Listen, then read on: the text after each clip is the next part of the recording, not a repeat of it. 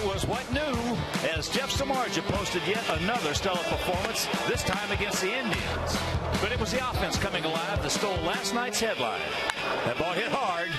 Stay in the air. Stay in the air. It will. That ball hit deep. He looks up. You can put it on the board. Yes. A 4-run home run last night for the first time this season for our Sox. Kicked off their 8-game road trip in fine fashion. Let the good times roll from the rock and roll capital of the world, and that is next.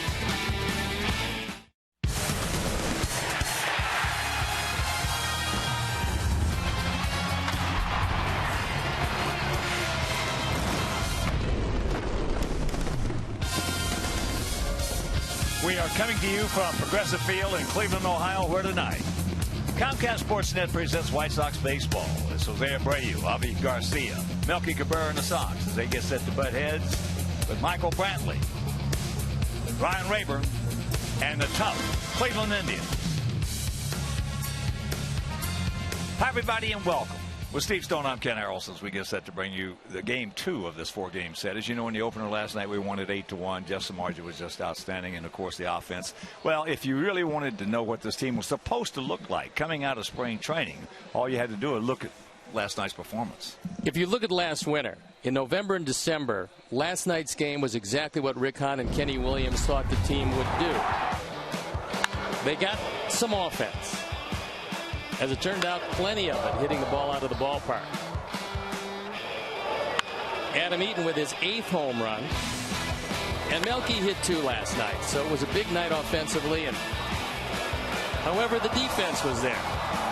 A great play by Alexi, almost turning a double play. And, of course, the pitching was overwhelming. So with good defense, good pitching, and enough offense, this team was supposed to be in contention this year. And if they play more games like last night, they just might be. Well, there's 2 hard luck pitchers out on that bump tonight. Quintana for us and Kluber for them. If you want to take a look at 2 guys who are suing for lack of support, you look at Jose Quintana and you look at Corey Kluber. White Sox averaging 2.6 runs in his 19 starts, at 3rd lowest in the American League. But on the other side of the field, Corey Kluber, who won the Cy Young Award last year, is getting 2.7 runs in his 20 starts. That's 4th lowest in the American League. So these are 2 guys that throw the ball well each and every time out, but they don't have a lot to show for it. And Jose Quintana against the Indians lifetime, he's very good. He's 4-1 with an ERA of 2.90. Corey Kluber, the last 3 starts, has also been very good. His ERA just over 2 with a 2-1 record. Kluber's got a terrific curveball. We'll see that tonight. Jose's got to move the ball in and out. We'll see that tonight. And hopefully he can hold down Ryan Rayburn. Oh, don't even mention that name. Meanwhile, both Abreu and Cabrera had good success against the reigning American League Cy Young Award winner. Let's hope that continues. So sit back, relax, and strap it down. White Sox baseball coming your way.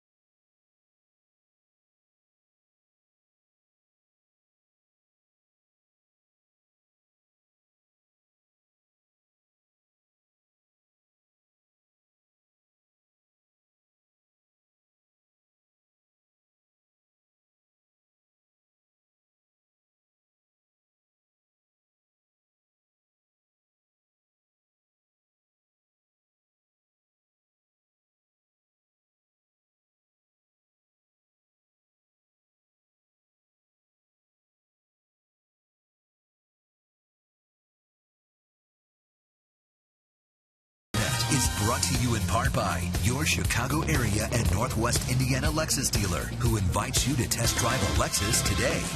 Blue Cross and Blue Shield of Illinois, through it all. AT&T U-verse. Find out what's possible with AT&T. Call 1-800-PIC-ATT, mobilizing your world. And by Ford. Check out America's freshest lineup at your local Ford store or at localfordstores.com. Welcome back to Progressive Field on another beautiful night for baseball. A little warmer than yesterday, but still a gorgeous night in Cleveland. And let's take a look at how Robin's going to line up our Sox for the game tonight. Adam Eaton's going to lead it off with Tyler Saladino in a 2 spot. Then it's Melky Cabrera. He of the homer from both sides of the plate last night. Cabrera's Jose Abreu, Adam LaRoche, Avisail Garcia, Alexi Ramirez, Tyler Flowers, and Carlos Sanchez, who's hit safely in 11 of his last 13. The defense, and now the lineup behind Corey Kluber, Mike Aviles, Michael Brantley, and Ryan Rayburn in the outfield, with Giovanni Urshela, Francisco Lindor, Jason Kipnis, and Jesus Aguilar at first base. Yan Gomes behind the plate, and our Lexus pursuing perfection starting pitcher is Corey Kluber. Kluber on for his 21st start. He's 5-10. His ERA a very good 3.38. You look at the strikeouts per innings pitched, 159 strikeouts in 141 innings. That's because of just an overwhelming curveball. He's only allowed 10 home runs, and that's pretty good.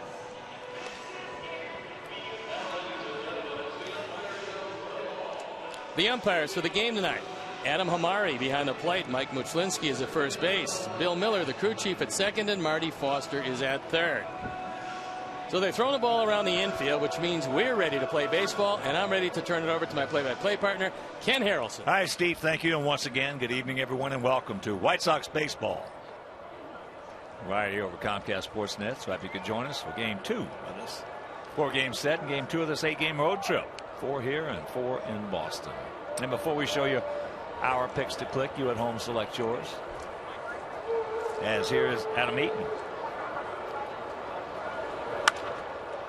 First ball fastball lined right at Mike Aviles in left field. So 1 pitch, 1 out. Last time we saw Kluber, he had one of the greatest right-handed curveballs I've ever seen. It was just unhittable.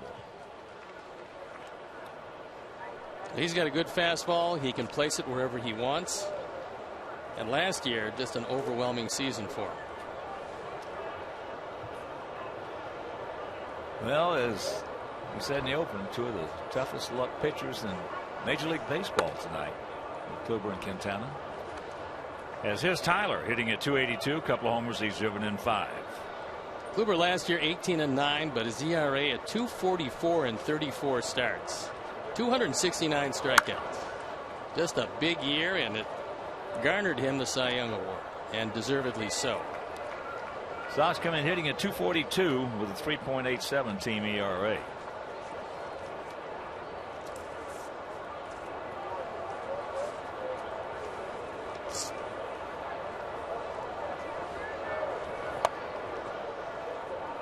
That's low and away.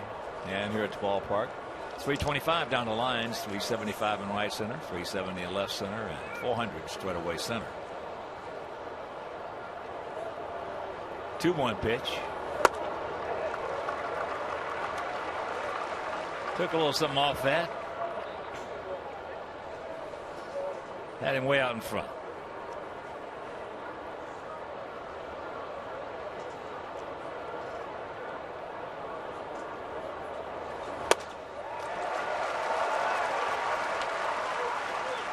So with 2 out, let's check out our picks to click. Jim Angio, our director and the crew. Jim Angio is Mike Leary. Jimmy's not here. We'll be back later. They're going with Adam Eaton. Steve's going with Alexei. And Don Esposito, Mike Spadali, Shaw Booker, Matt Nykiel, Tracy Mobley, Jerry Ferris, Leo Brady, and Mark Zucker now. We're going to go with Saladino. So here's Melky. This did not take long. 1, 2, 3, and after half inning of play, it's our guys nothing, and their guys coming to bat.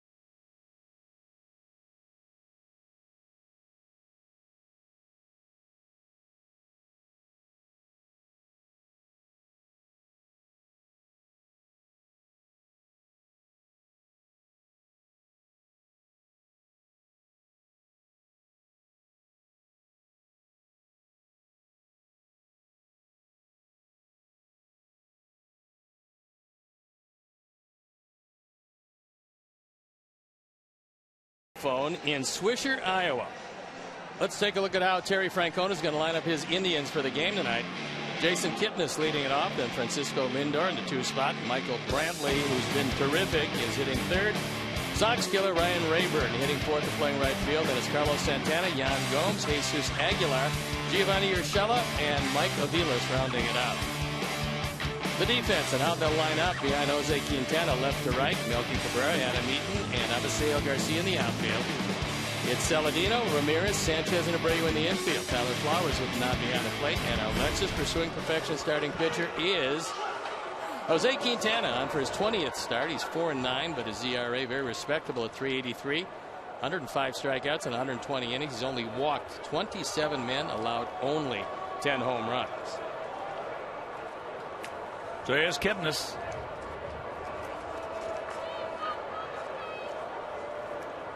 Hitting at .325, 6 homers, 38 knocked in. He was 0 for 4 last night.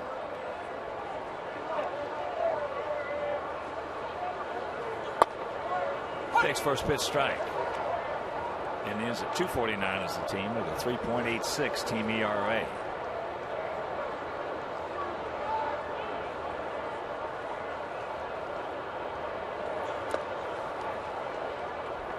Kipnis has had good luck against Quintana. 30 at bats, 8 hits. Not real good, but certainly decent. Outfield bunched and slightly to the left. Nice play. But new. He's just getting better and better and better. Carlos Sanchez. Pretty good range to his left as Kipnis tries to take this one through the right side. But no base hits.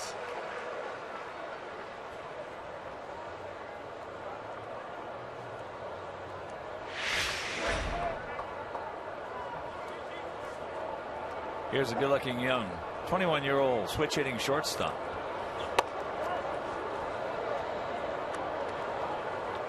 Francisco Lindor. 2 for 4 with the lone RBI last evening. Off the end of the bat. Melky coming on strong. He's there.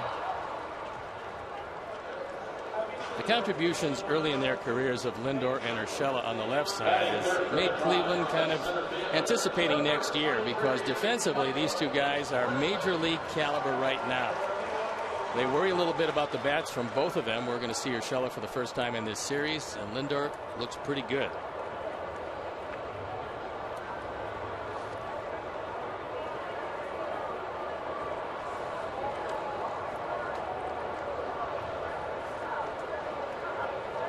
Michael Brantley, very good. Takes first pitch strike. Jose didn't throw any changeups against left-handers in his last outing. That's something you might want to consider, because it is pretty effective. And when you have a guy who's hitting .478 against you, you've got to change things.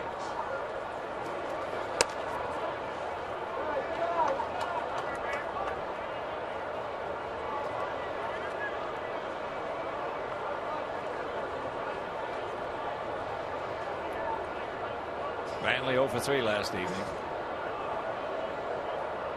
28 years old.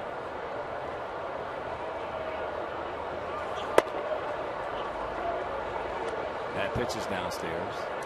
2 out, 2-1 to count.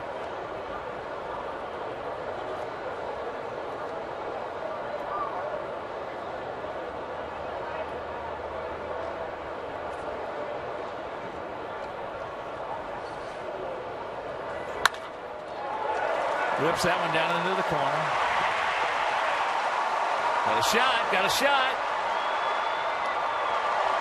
He's safe. Good try by Avi. I think maybe if Avi had caught that ball off the wall in his glove and then had a chance to set himself, the throw would have gotten there a little more quickly. But Brantley, pretty much thinking this is a double all the way, might not have started out of the box as quickly as he had to. Well, he's used to that. He's got 28 of them. And he didn't beat it by all that much, but he did beat it.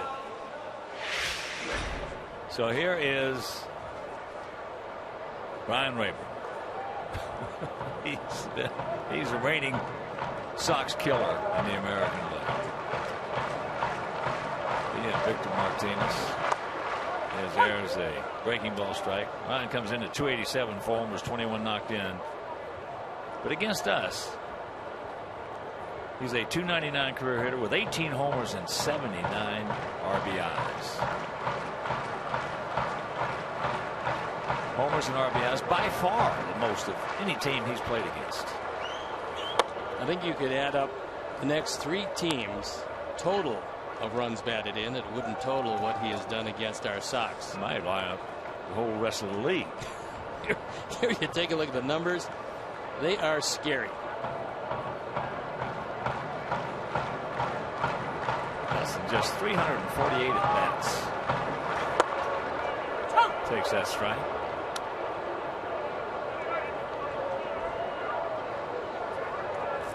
That would average out to, well, 158 RBIs if he played regular schedule.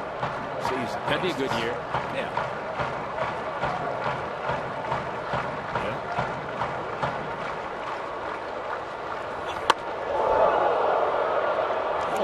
That'll probably stop him from leaning over the plate.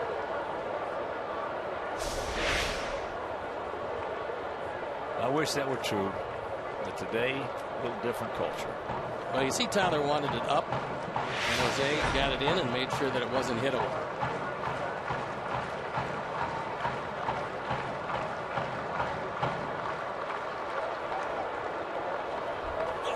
Yes, he did. Yes, he did. He gone. And that'll retire the side after 1-0 score.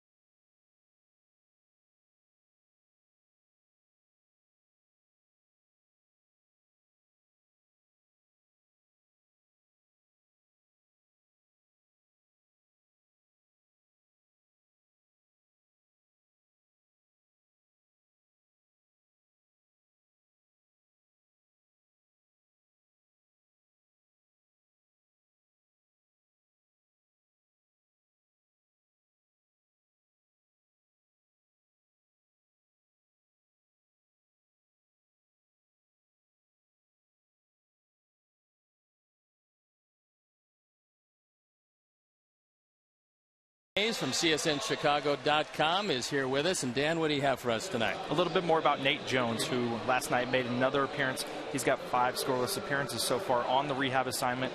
Talked to Don Cooper today. He said very, very close. Now, obviously, the White Sox bullpen's a little full right now, and that's a good thing. They don't need to rush him. They feel very comfortable kind of deliberately pacing this rehab out. We're still 5 days short of the 1-year anniversary for the Tommy John surgery, and so they're just taking their time with it and making sure that everything is crossed off. They're not looking to do back-to-backs. That doesn't necessarily have to happen. Don Cooper said once every other day, but they feel good about where he's at right now. He's throwing all of his pitches, and they've liked everything they've seen so far. I know you also have an update on Carson Fulmer, the #1 draft pick, the 8th player picked in the country. Yeah, Carson Fulmer threw 2 innings last night at Winston-Salem and 3 strikeouts. I think he gave up a hit and a walk, but scoreless innings. And, you know, they're going to do the same thing with him as far as being deliberate, because he had 30 extra innings on his workload at Vanderbilt over what Carlos Rodon last year. And we saw what Carlos Rodon did, where they moved him through about 25 innings between 3 or 4 stops in the minor leagues, and he probably could. Fulmer could probably kind of follow a similar path up and down the minors, but they're going to be very, very limited on what they do just because he had 145 innings or somewhere around that at Vanderbilt, going all the way to the championship of the College World Series. Well, what's the hottest trade rumor that you've heard so far? Because I know you watch it very carefully, and we're at a time now where everybody is watching the trade market very carefully. Yeah, there have been quite a few. I think that the Jeff Samardzija stuff, it's hard to get a read on whether or not he's going to go, just because it seems like it would be very likely. Obviously, he's very coveted, but there's a lot of pitchers out there. But we've seen him attached to Toronto. I know Toronto does like him a lot. We've seen him attached. Today, Larry King tweeted about the Dodgers, and the Dodgers and White Sox would make a trade possibly before July 31st. I know the Dodgers have been mentioned. Houston obviously kind of took itself out of contention, but you're looking at those teams. It's possible, but I think one of the things that comes into play is whether or not the White Sox can get enough to achieve what they would get with the qualifying offer and the compensatory pick next year. So whether or not that's out there with the trade market, we'll see. But a lot of people think that the White Sox can get a decent amount for Jeff Samardzija. You look at how he's pitched the last 8 starts, 9 innings, 7 starts of 7 or more innings, 2.55 ERA. He's obviously a good commodity to have right now. Well, Dan, thank you very much. We appreciate the knowledge, and come back again soon. Adam LaRoche against Corey Kluber. Takes that one down the line, just foul. So after the flyout by Abreu, LaRoche steps up in this scoreless game. Only one hit in the game so far, and that belonged to Michael Brantley, who does what he's been doing career-wise against Jose Quintana, and that's hitting the ball hard. He got him. 2 down. Kluber threw a changeup. Probably didn't get it as low as he would have wanted, but it certainly was effective. Well, Adam's scuffling, and when you're scuffling like that, pitchers can get away with some mistakes. I would say nothing really looks good to you. You can't identify a hot zone if you're swinging and missing a whole lot, and then unfortunately Adam is at this point. Yeah.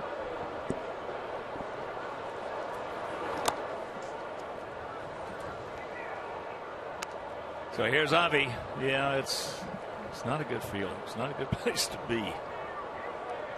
Especially with the man you're looking at standing out on the mound. It seems like every time, when you're in a funk like Adam is right now, it seems like every time you go to the plate, you're looking at somebody like every guy is Corey Kluber. Yeah. No rhyme or reason. No definitive answers. You just got to fight your way through it. The one thing I've learned over the years, though, after playing the game and talking to some great hitters, talking to a lot of hitters, certainly all of them not great, but the best thing to do when you get into a funk is just go back to hitting 101, the fundamentals. As Al Kaline told me that, he says when you get going bad, right-handed hitters just try to hit line drives right over the second baseman's head. Left-handed hitters right over the shortstop's head. Stay on the ball, stay on the ball, stay on the ball.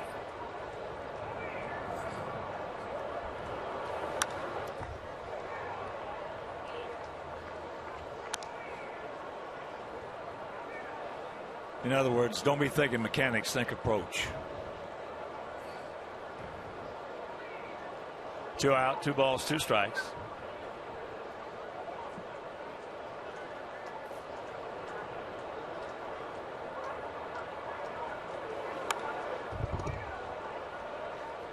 Kluber's one of the few right-handers you're going to see with a great curveball and an outstanding slider cutter. And he can have them both in the same game. That's surprising because most good pitchers have a hard time because of the disparity in both of those pitches. They're thrown completely different. He has a slider and a cutter. The cutter has been really effective for him. And the curveball is as good as there is. Good job right there, Bob. I mean, well, we mentioned the guy last night who used to pitch with us, Javier Vasquez. Yeah. And it was hard for him to have his good slider and his good curveball in the same outing. He could have one or the other, but not both. I think it's hard for most pitchers who don't have the talent of Corey Kluber, and that includes a whole lot of them.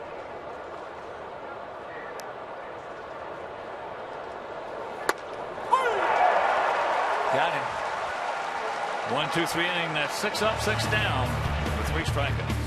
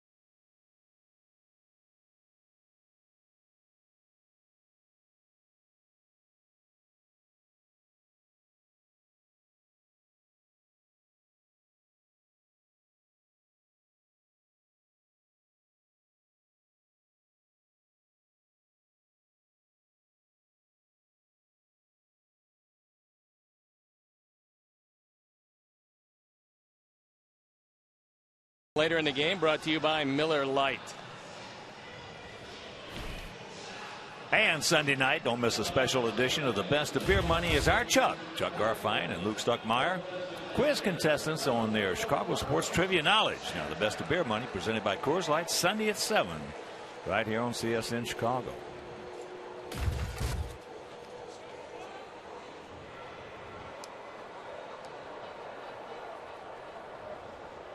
Santana, Gomes, and Aguilar.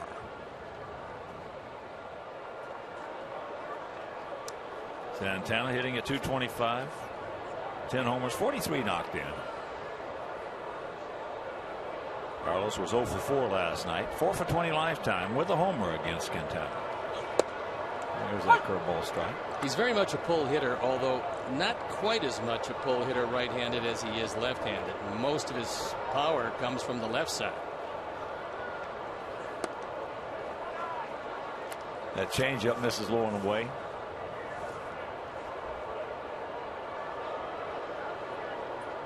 Santana hitting a little better as a right-hand hitter, but all 10 of his home runs has come as a lefty. 2 balls and a strike to him. There you see the disparity between the two sides.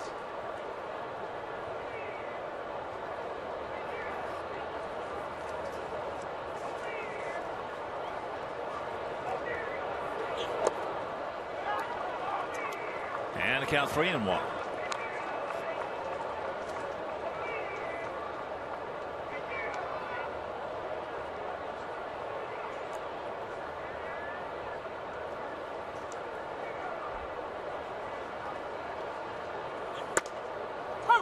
It's full.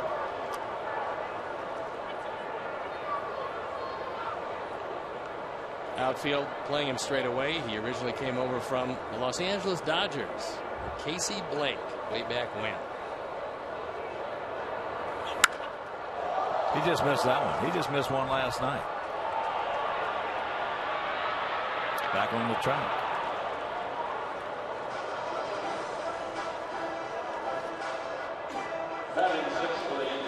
Sox fans, our pregame patio parties are the best deal at the ballpark. Patio tickets are all inclusive. With purchase, you receive a game ticket and you can enjoy an all-you-can-eat buffet catered by Baseball Buffet. You also get wine and Miller and Pepsi beverages. The patio opens 90 minutes prior to the game and closes 30 minutes after the start of the game. To purchase tickets, visit whitesox.com/group.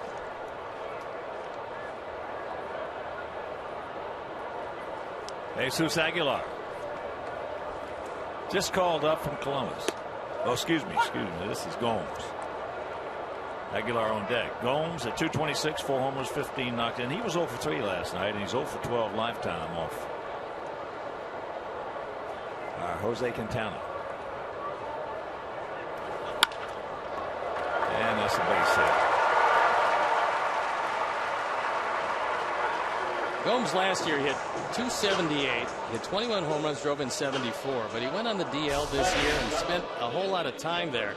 And since coming back, talking with Ty Van Berkeley, their hitting coach, he says that he tried to do too much when he got back. He wasn't quite ready yet. He says he still doesn't have the great stroke, but because he is a quality hitter, it's going to come to him, and the Indians are hoping sooner rather than later. So here is Jesus Aguilar, just called up from Columbus, where he was hitting .255, 13 homers, and 66 knocked in. He's got big power. But the prevailing wisdom is that he's going to have to maybe speed up the bat somehow, because they're wondering if he can hit the inside fastball. I think everybody says the same thing with young power hitters. Can they hit the inside fastball? The answer that time was yes. Well, he just drilled that one in the hole. Yeah,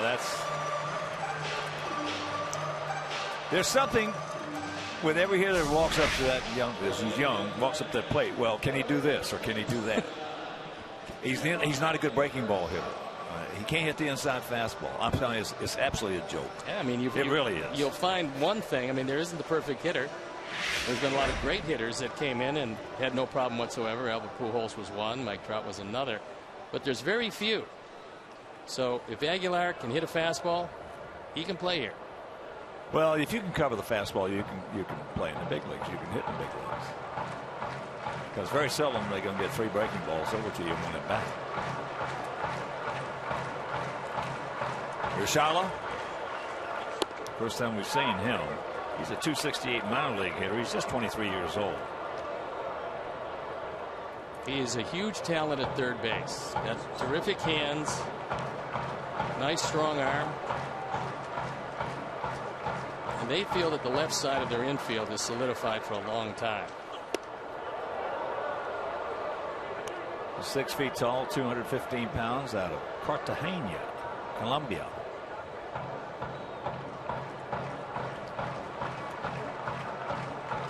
One out, 2 on here in the bottom of the second inning.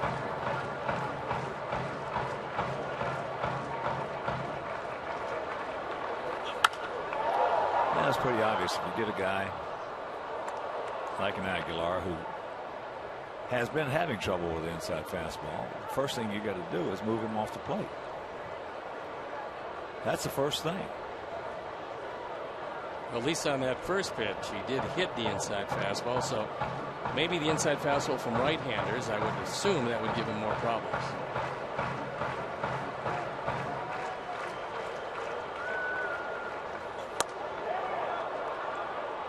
He checked it up. Mike Muchlinski said he did not swing. Robin is yelling at him. High fastball. And could very well be that he went around a touch too far. So, I thought he did in real time, yeah. A Colombian pitcher against a Colombian hitter.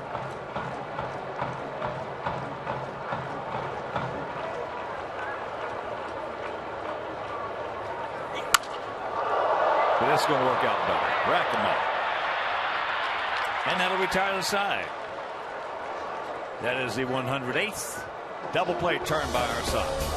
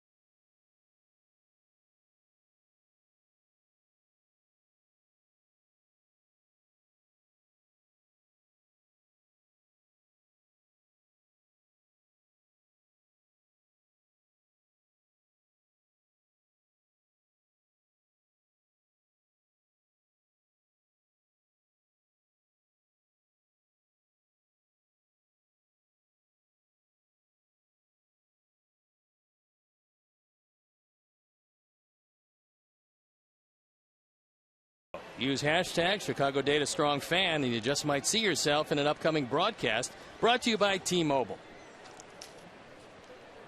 Third inning, no score. Lower third of our order. Ramirez, Flowers, and Sanchez. Well, I'll tell you, Alexi, last night was one of the more beautiful plays you want to see. And we'll show that to you in a moment if you missed it. And there's a base hit. And here is that play. He caught this ball in the webbing of the glove. I'm not sure how it stayed in there, but it not only stayed in there, but he was able to flip it to Sanchez. And a little late at first base, but it doesn't diminish a spectacular effort up the middle by Alexi. No, that was big boy stuff there. And he picked on a first ball fastball, took it in the left field, and the perfect game is over in the third. Here's Flowers. 221, 7 homers, 22 knocked in. Well, we've seen a lot of good pitching this year, but I think, from my viewpoint, the best right-handed stuff we have seen this year is from two guys, Jake Arrieta and Lance McCullers. And Corey Kluber. And McCullers is third. McCullers was awesome for a 21-year-old. Yeah, McCullers is third. There he goes. And watch out. He can pick up the ball. It's a good thing it's in the seats. But the best two in order, Arrieta, Kluber, and McCullers. Boy, that's three stuff-filled right-handers. That game that Arrieta threw against our ball club, the final game before the All-Star break, that's as well as you can throw the baseball. Well, can't be thrown any better than that. He could have beaten the National League and American League combined All-Stars. And that stuff. He went out the next time out and pretty much duplicated that effort.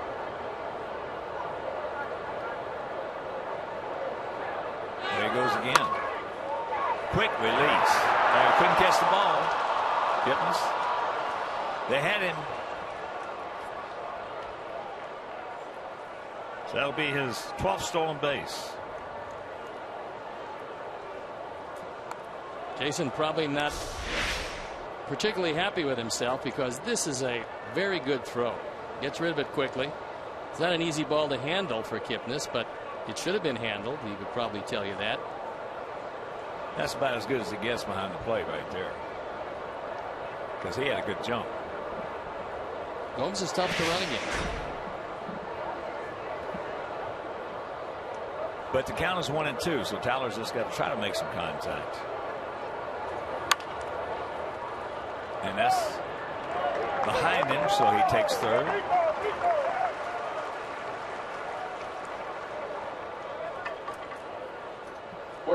We've had too many in front of us this year. But if it's behind you, you know where he is, you can go. If it's in front of you, no. Yan Gomes came over in what turned out to be just a great trade for the Indians. He was a backup catcher with Toronto Blue Jays. He came over along with Mike Aviles in exchange for Esmiel Rogers. Not a good trade for Toronto, an excellent trade for the Indians. Here's Sanchez, 1 for 3 last night.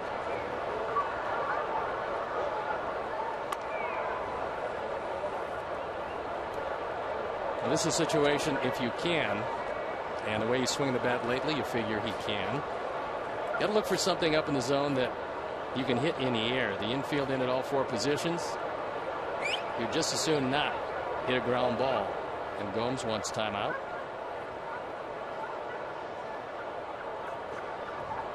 Lexi tying his shoe, adjusting his pants, and he appears ready to go.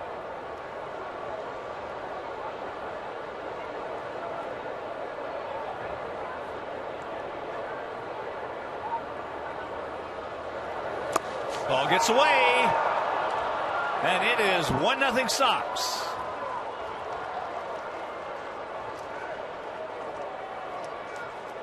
So he scores on a wild pitch.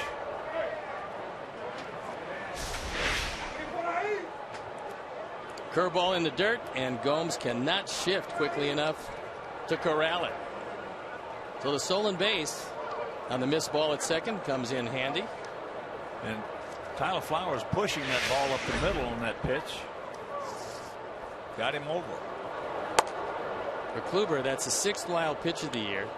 He's second on the team in that department. Well, his stuff, he's going to have some wild pitches. Yep.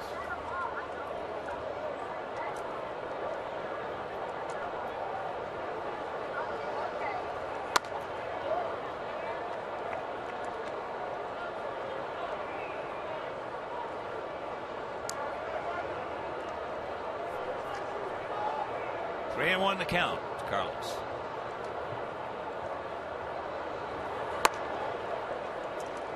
So there is the first walk of the game. And we go back to the top of the order.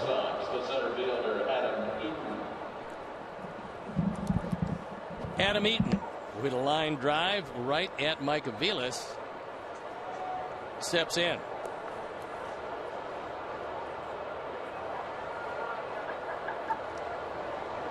Not much of a lead at first base. In the outfield straight away. Urshela in on the grass at third. And Adam looks at a high fastball for a strike.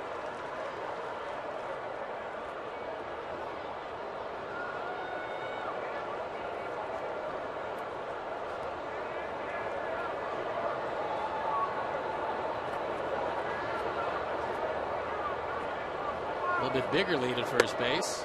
And that breaking ball shaves off the outside corner. So quickly, Adam in a hole 0-2. He looks back at Adam Hamari and wonders if that one was in the zone. Close enough to be called, but not necessarily there. So the 0-2 pitch is another breaking ball off the outside corner that duplicated the second, and Adam goes down looking. He tells Hamari that he didn't think either of them were strikes, but Hamari has a deciding vote. Well, that's where you tip your cap. There's nothing you can do. I think that Gomes helped him easing that ball into the zone. And that's about as much as you can get away with and stay in the game. So here's Tyler, struck out on a cutter. I mean, a nasty, filthy cutter.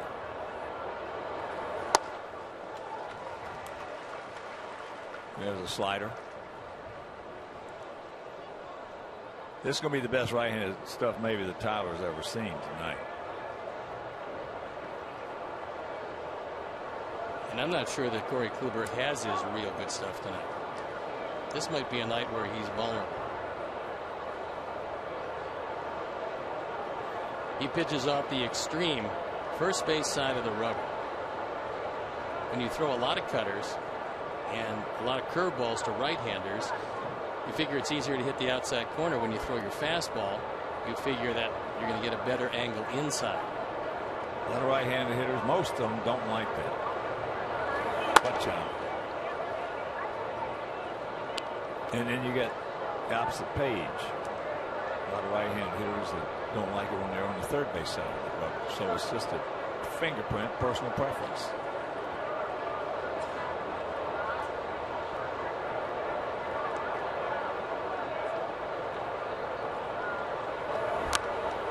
Checks it up. 1-2 the count.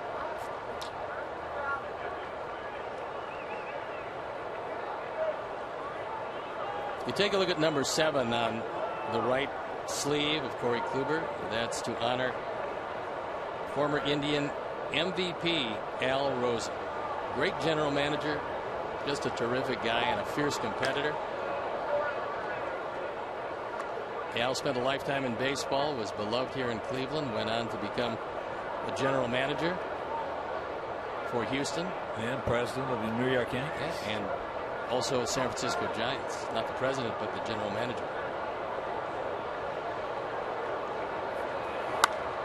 Pretty good rip. Yeah, I had to send Al a dozen golf balls one year. We had a big rain delay there in Yankee Stadium when I was with the Red Sox, and had him on for about 30 minutes.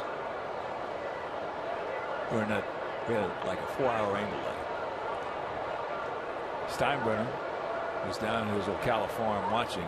He got so upset he called him up and cussed him out.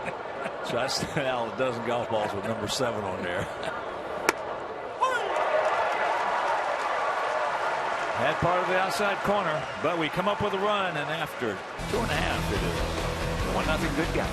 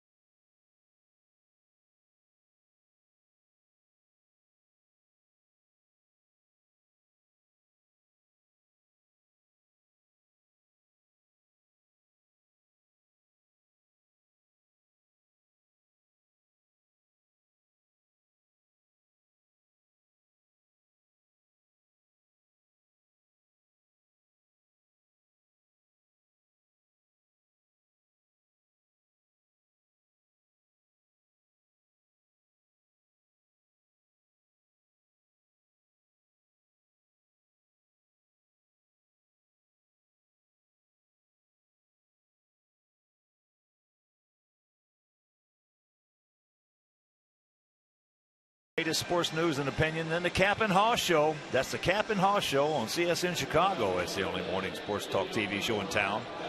So don't miss the Cap and Haw Show, presented by Horowitz and Associates. That's weekday mornings at 9 on Comcast Sportsnet.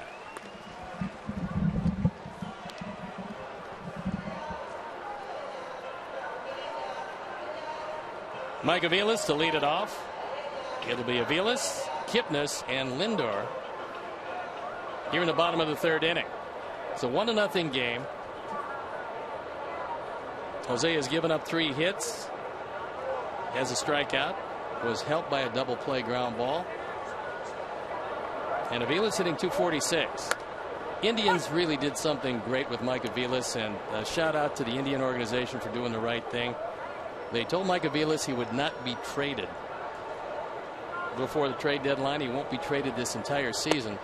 And the reason is his 4-year-old daughter is being treated for leukemia at the Cleveland Clinic, which is just up the road. And they wanted to make sure that Mike was close to his daughter. And I think it's great for the Indian organization to do that. It shows that they really care about their players. And you'd have to think that Terry Francona certainly had a hand in that. Kind of shows everybody that it truly is a family organization, and we wish the best for Mike's 4-year-old daughter. That's right at Saladino, who gets it across in time, and Aviles goes down 5-3. With Jason Kipnis about ready to hit, it's time now for our Lowe's Never Stop Improving stat. And it's since May 1st, Jason leads the major leagues at .357 with 102 hits, 28 doubles, and 56 runs. All he did was hit .429 in May and .358 in June. So we're seeing a red-hot hitter coming in. Well, he is just a terrific player when he's healthy. When he's healthy, he's really good. Well, he's entirely healthy this year. I talked to him. He said that last year was as frustrating year as he's ever had in baseball. because he knew what he should be doing. He just didn't feel he could. This year, coming back entirely healthy, he's changed his hand position. He feels pretty good about it. He worked with Ty Van Berkelio about the new hand position, and now he said he doesn't have to drop his hands before he gets ready to hit, and he feels as comfortable as he ever has. First pitch strike to Francisco Lindor. Popped up to Melky.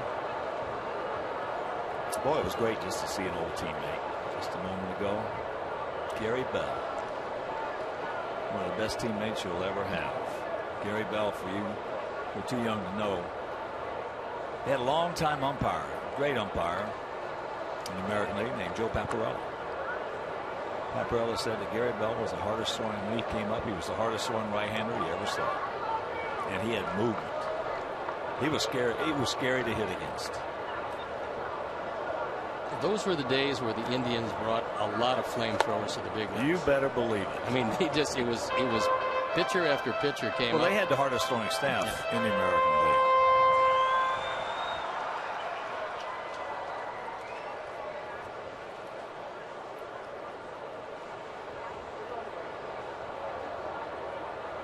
Outfield, for the most part, straight up gap out there, though, on right center. Broken bat. Well, the $100 bill just bit the dust. He's 2 for 2 in broken bats.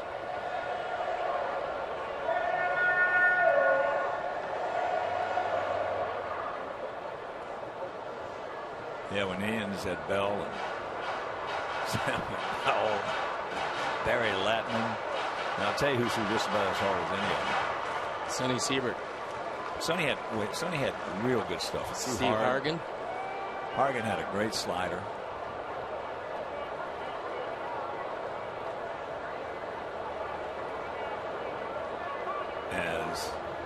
Here's the 1-2.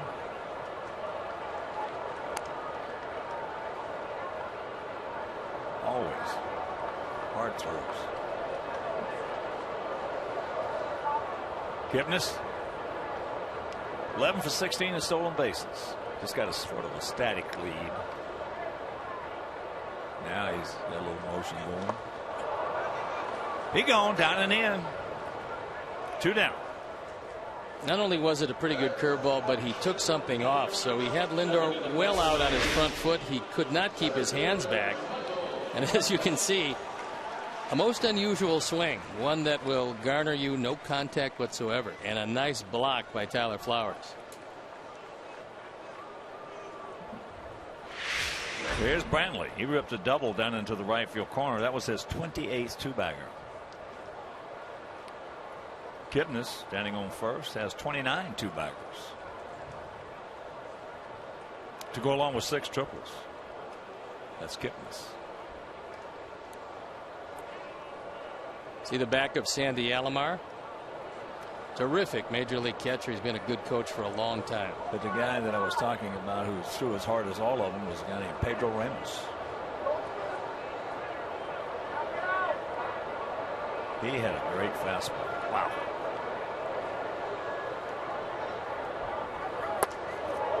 Up and in.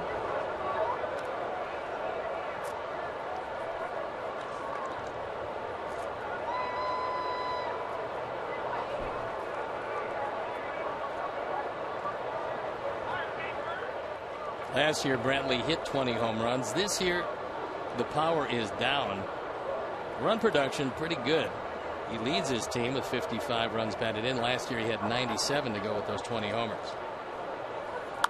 Well, when you're talking about last year when he hit the 327, 20 homers, knocked in 97, the league is not going to let him do that again unless you got some stud, big time stud hitting behind him to protect him. Well, against us, they do. If Rayburn is in the lineup. If Rayburn is in the lineup. Against most people, no. Against most people, no. So they're not going to let Brantley beat you. He doesn't get protection.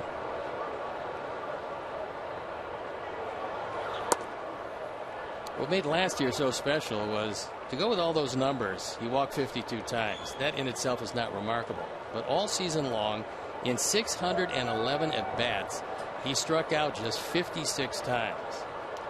Well, for me, he's been, from a baseball purist standpoint, he's been one of the joys to watch over the years when he first came here from Milwaukee. Inside, outside one, souvenir left side. Just to see him, Van Berkeley and I were talking about it yesterday. Just to see him every year get better and better and better, and grow and grow. And I told Michael yesterday, Michael, I said, you know, it's been fun watching you develop. He smiled, he said, thanks, you know, and I told him, tell your dad hello. But he has certainly become a premier player if he's got somebody behind him to protect him. Well, the oddity was Brantley wasn't the guy they wanted in that deal. It was a big right-hander by the name of Matt Laporta. Only problem after watching Matt, as I did in the Arizona Fall League, he had a huge hole inside that he was never able to close up. So Laporta didn't make it. But Michael Brantley has more than made up for a deal that sent CC Sabathia to Milwaukee, where he was very good, and both teams got what they wanted.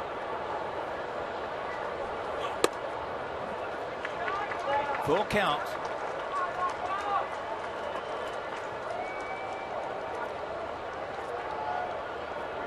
Three balls, two strikes, two out. A run on one hit for us. No runs on four hits for them.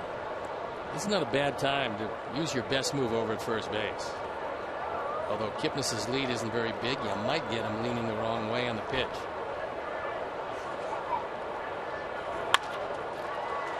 Alexei. No. Yes. Yes. What a play. Wow. That'll reach out of the side. And we lead it 1-0.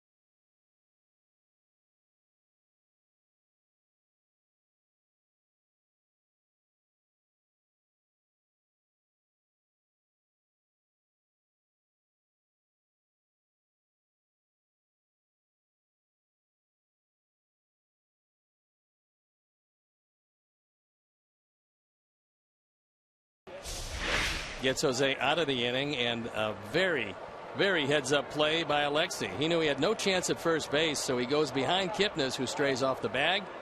Bill Miller on the call. This is the only play Alexei had, and Kipnis, most unhappy with himself, for rounding the bag too far and getting taken out of the inning. There's a heads-up play on Sanchez as well, because what Kipnis was thinking, if he goes to first, then he's going to third. That's what made that play. And Alexei was just one step ahead of him. Here's Cabrera. Melky grounded out to Kipnis at second. If Alexei throws that ball over to first, he's going to walk into second base. Check third base.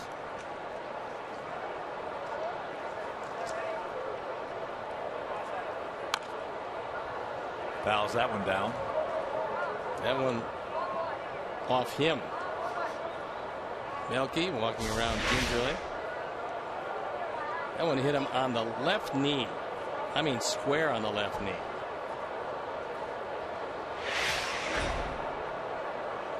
One thing about Melky, he is tough. Real tough.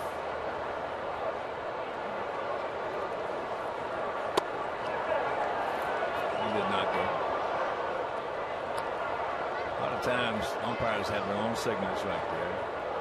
An example, he put his left hand up down to Marty Foster. If he'd have put his right hand up, Foster may have called him out. They had that preordained, so to speak.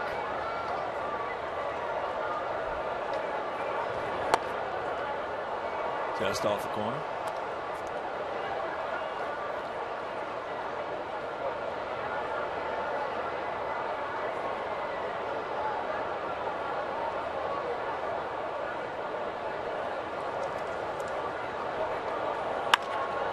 Stay fair.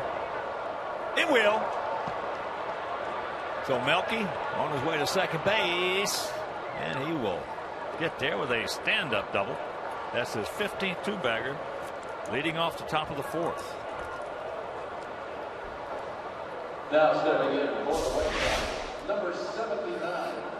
That looked like a backdoor cutter as Kluber wanted to shave off the outside corner, but Melky sliced it right inside the line.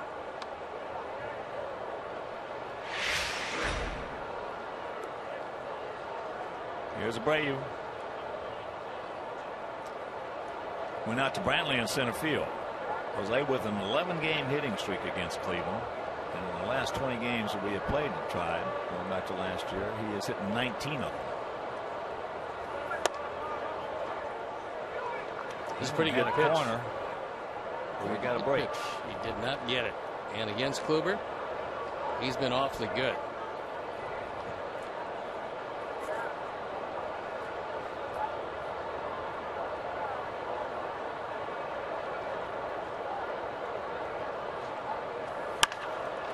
That's not going to get it done.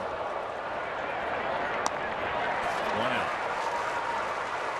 The White Sox are bringing the Grand Ole Opry's 90th anniversary celebration to U.S. Cellular Field for a country music night and fireworks presented by Pepsi on Friday, July 31st.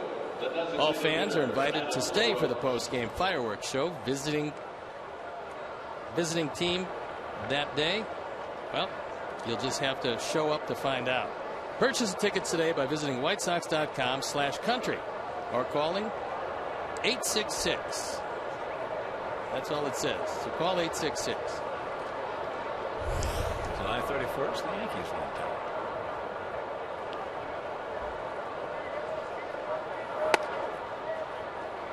Only thing you can do is read what they write. That's what's on here. It says, or calling 866. So I figured that's what I would go with. Well, yeah.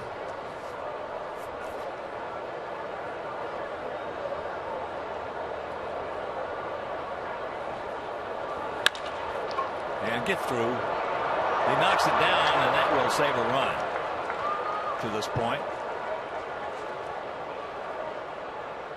So base hit for Adam.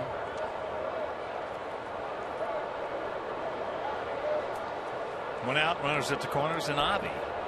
And back for the White Sox. That's just 3 hits, but it looks to me like the stuff, although he's fanned 5, the stuff is not quite as sharp as it has been in other times we've seen him. So, you know, if that breaking ball is not quite as sharp, you're going to have a chance to hit it a lot harder than you normally would. Well, he definitely, up to this point, does not have the curveball he had last time we saw him. I think his cutter is good, slider maybe, but the curveball is devastating last time we saw him. That's all right. I mean, that's all you can do, buddy. Hit it hard, and that was right at somebody. Now 2 down. Chicago, the shortstop Alexei Ramirez. That was 91 miles an hour. It was on the outer third, and Avi hit it awfully hard, but right at Kipnis.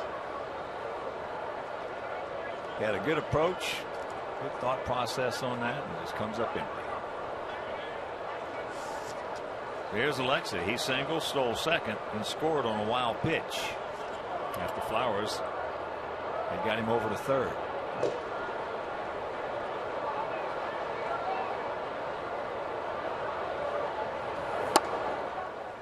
Here's our Xfinity high-speed action replay, and it's the last at bat of Alexei Ramirez, who singles to lead off the inning. He goes to second base and steals it. Gets in as Kipnis dropped it. And then scores on the wild pitch. And that accounts for the score of this game at 1-0.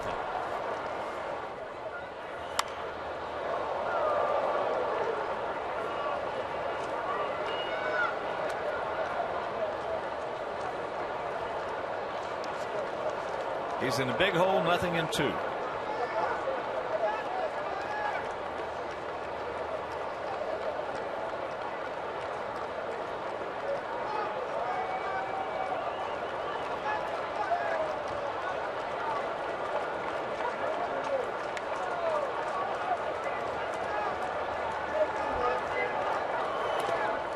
Good block by Yan Gomes on a breaking ball.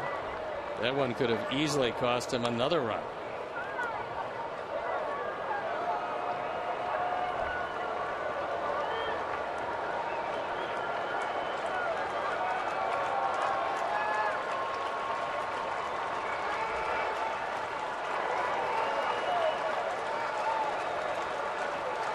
Nice crowd on here. Fireworks tonight. Jammed himself right there. Kipnis will make the play, and that'll retire. So we have a threat. You can't do anything with it.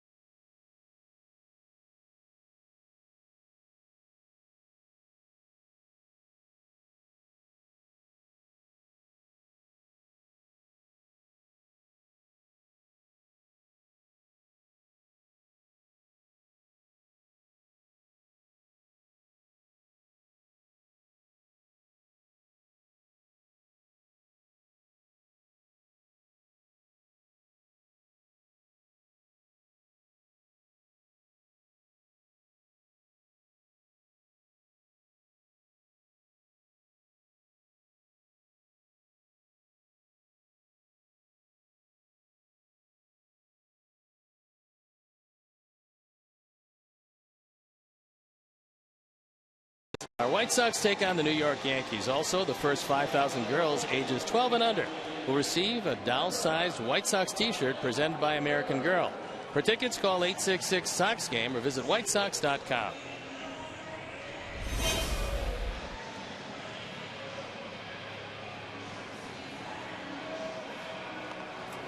Fourth inning.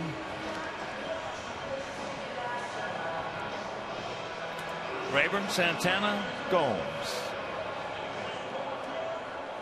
to face Quintana. Phillies beat the Cubs 5-3 in 10. Yeah, Wrigley. Giles winner, Russell loser, and Papelbon with his 17th save.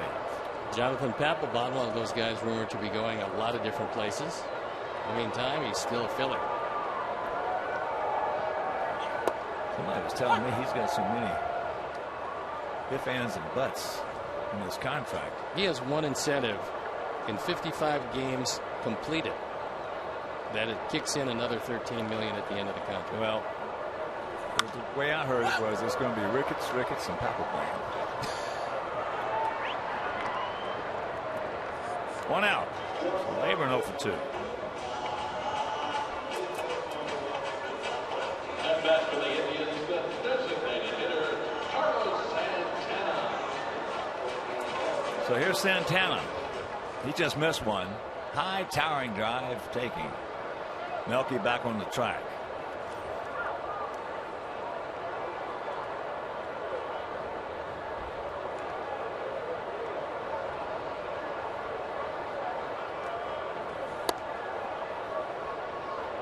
These are two teams going head-to-head in this 4-game series that have had all kinds of problems scoring runs. And for both of these pitchers going head-to-head tonight, they haven't got a whole lot of support. And that's going foul in the seats for a souvenir. Our Sox have averaged 2.6 runs per game for Jose Quintana, and the Indians have managed to get 2.7 runs per game for Corey Kluber.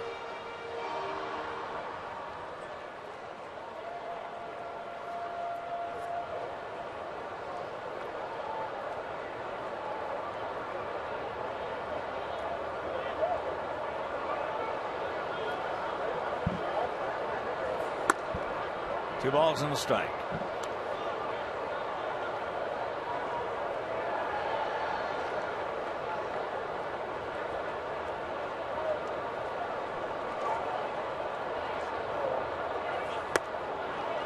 That evens it up.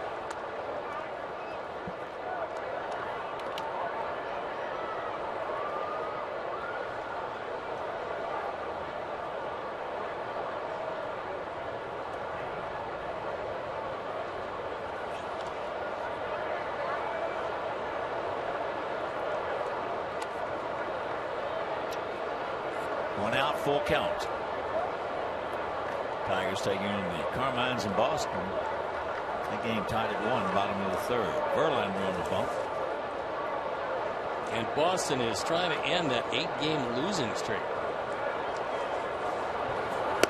He gone. Change up high and outside. 2 down. You know you're big when in your contract it says you get your own bucket of seeds, gum, and whatever. As Tito Francona has. Everybody has to stay away. That's in the contract. And he's got a few things there too. You sure that's gum and candy and everything? There's another Tito's. Yeah, but one at the top, I think is. That could be just a couple.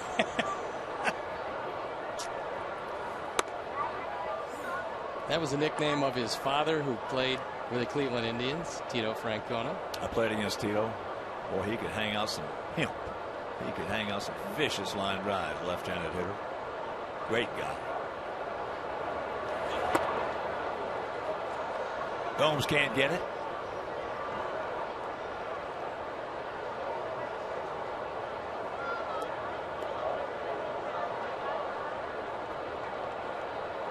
Ten straight years for Terry. Over 500 as a manager. That's in today's culture almost unheard of. And despite their very good pitching, he's going to have to turn it on some. They come into tonight's game 4 under. This is his 3rd year as the Indians manager.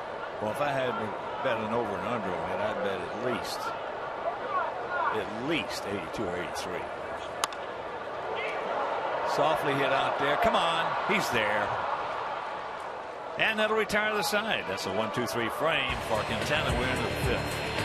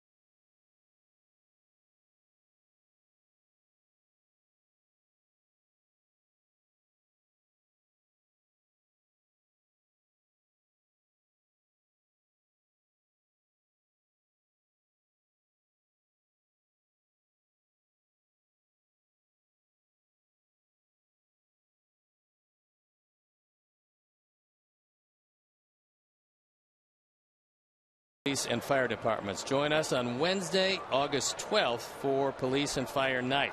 First 10,000 fans receive a White Sox tablet cover presented by UL. For more than a century, UL has been committed to fire safety. Learn more at ul.com/fire. To purchase tickets, visit whitesox.com/PDFD or call 866-SOX-GAME. Tyler Flowers will lead it off here in the top of the 5th. 0 for 1, but it was a very productive at bat. Alexei had single, stole second, and he got him over to third with that ground ball up the middle. And then Alexei scored on the wild pitch, and that's the only tally in this ball game. So a good job by Tyler. Had a good pass at that one, just underneath it.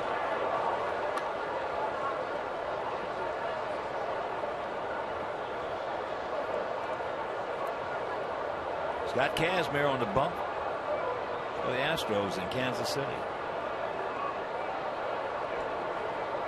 Just gets there and already making his first start for Houston. 2 awkward and 1 out. For Houston, the advantage of making that trade early probably got them 2 extra starts out of Kazmir. And that's a team who has every intention of getting to the postseason. They've had a terrific year. They've been eclipsed in the West by the Angels, but they only trail by a game, 2 in the loss column. Here's Sanchez. Houston's won 4 games in a row. Carlos drew a walk his first trip. Well, they've been the surprise of baseball.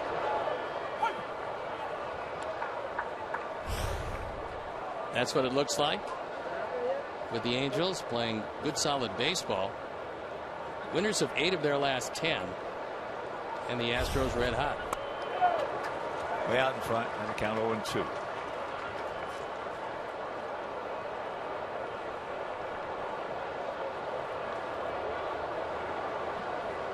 Yeah, the 2 positive surprises been Houston and Minnesota. Watch out. 2 negative surprises.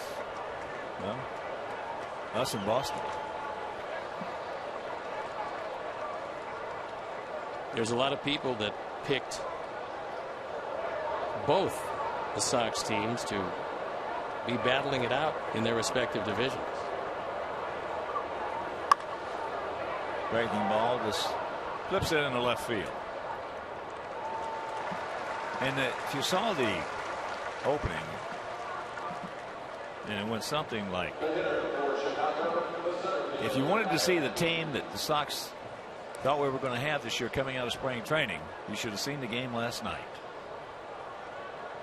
because that's exactly the club that we thought we were bringing north in every category.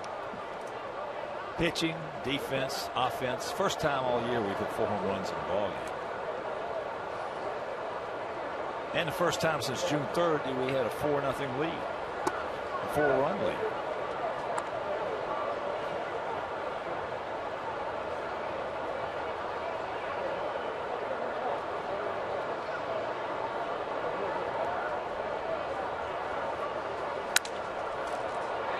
Sounded like a broken bat.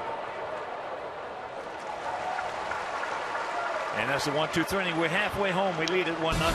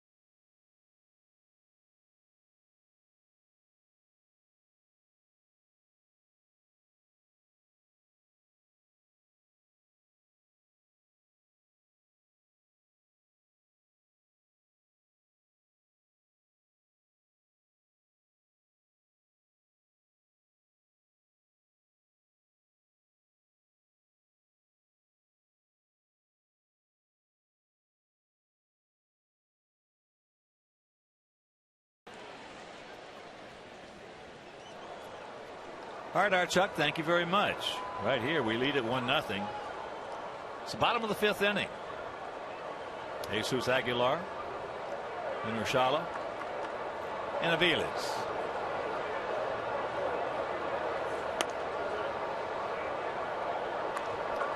Outfield fairly deep all the way around. Javi in right field is very deep. Aguilar just ripped one in the hole for a single. Takes that strike and the count 1-1. Indians have to figure out if Jesus Aguilar can do it, and they have ample opportunity to find that out between now and the end of the season.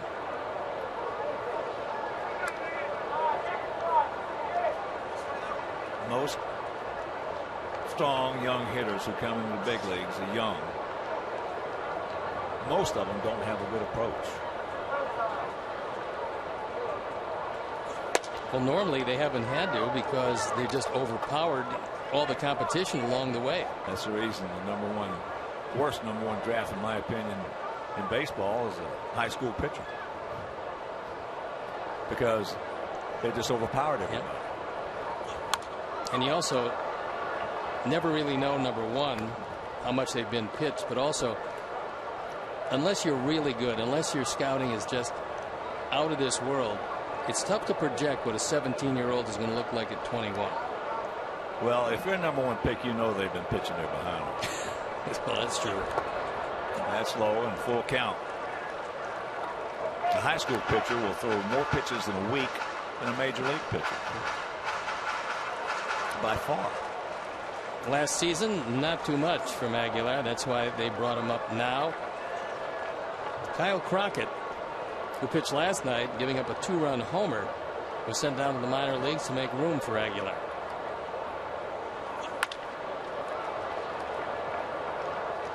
Out in front, yanks that one foul. Lou Piniella and I had a long conversation over dinner one night, and he said to me, for every Dwight Gooden you get out of that first round of a high school pitcher with a number one draft pick, he said you're going to get 1,000 or 2,000 that are going to wash out. He gone.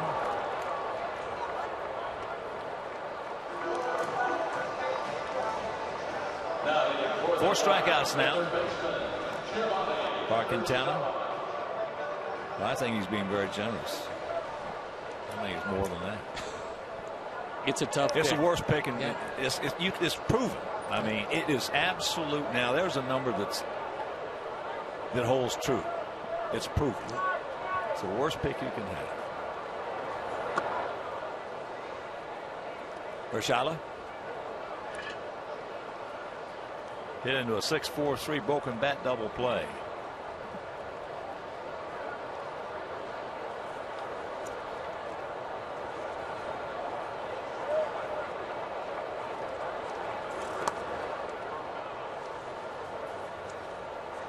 The thought process behind picking that high school guy number one is, well, we want him for 4 years rather than let him go to college for 4 years and have some coach burn him out. That used to be the philosophy.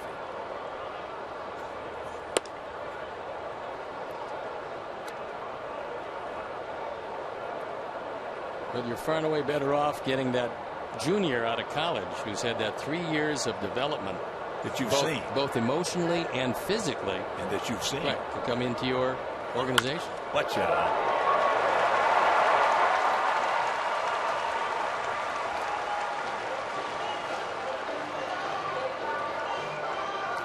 So the 1-out single, that's their 6th hit. 1-3-0 for us, 0-6-0 for them. Urshela was signed as a 16-year-old as an international free agent out of Colombia.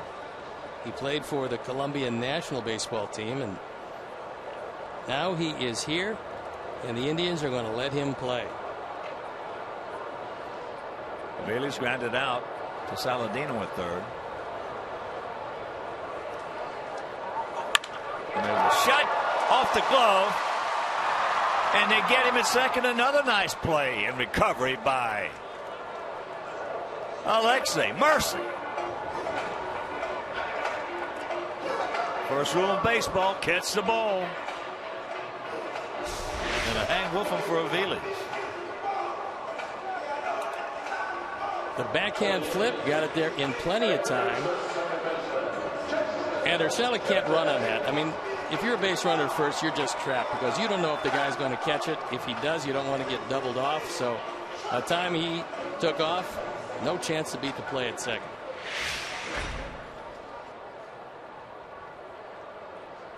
Kipnis has grounded to second and singled to center.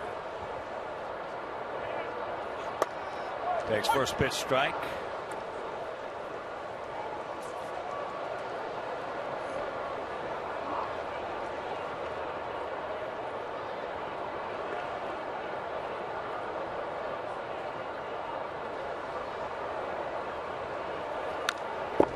And very quickly the count 0-2. Taking some scores. Top of the fifth in Pittsburgh. 4-2 Washington. Minnesota leading the Yankees 2-0. Top of the second at Target Field. Bottom of the fourth at Fenway. Still tied at 1 with the Tigers.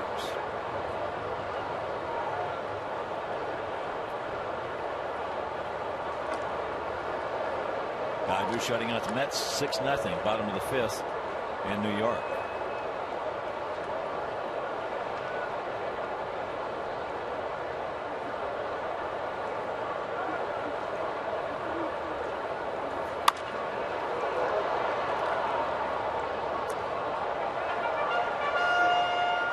Second of this 4-game set, second of this 8-game road trip. 2 more here after tonight, and then up to Boston for 4.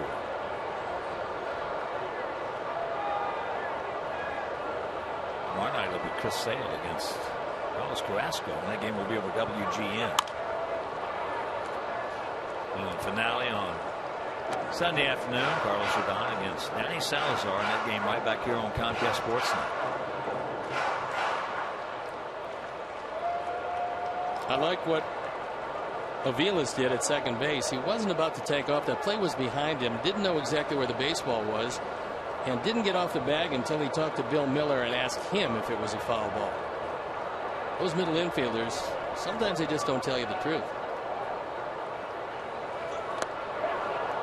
He gone.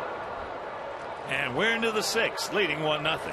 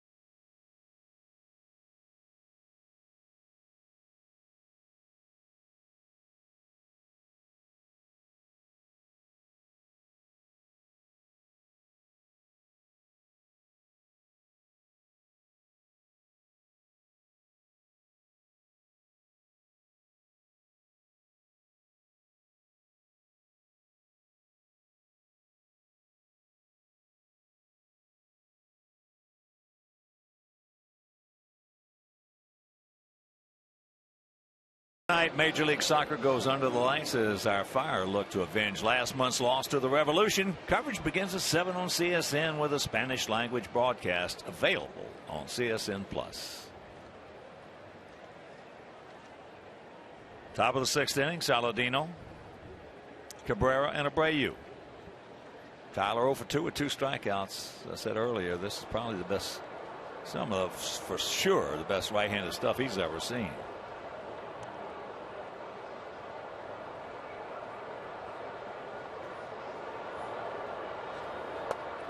Curveball strike.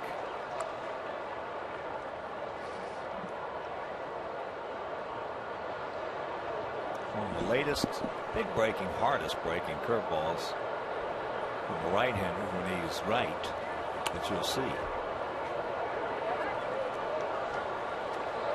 Outfield straight up, spread out about equidistant.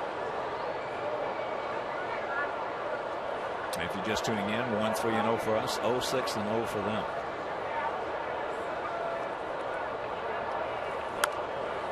Good rip at that one, but the count 1-2. He got one right down the middle, and you'd have to figure a year and a half from now, if he gets that same pitch, he's not going to foul it back. You're not going to get many of those from Corey Kluber. Corey out of Jacksonville, Florida.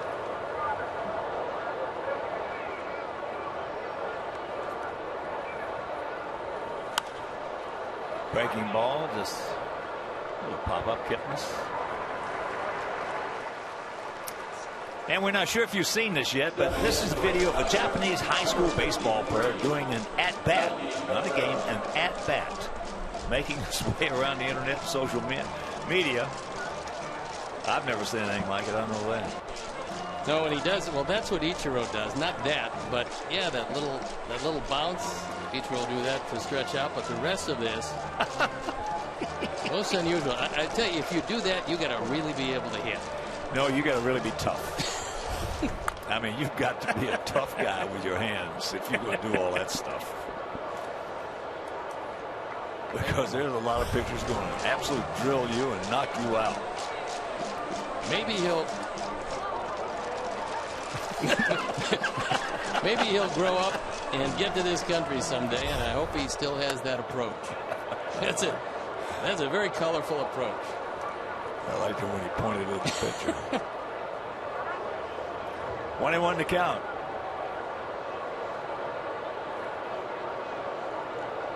Milwaukee 1 for 2, that double.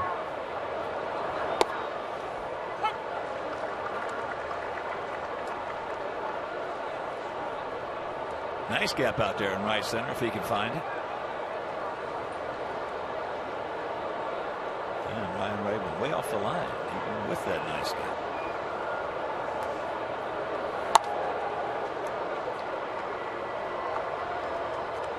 Kluber's fastball tonight doesn't quite have as much on it. It's been 90-91. We've seen him getting it up there 94. He's never been a blazer, but that fastball usually a couple miles an hour faster than we've seen. That breaking ball into left field. Micah Velez.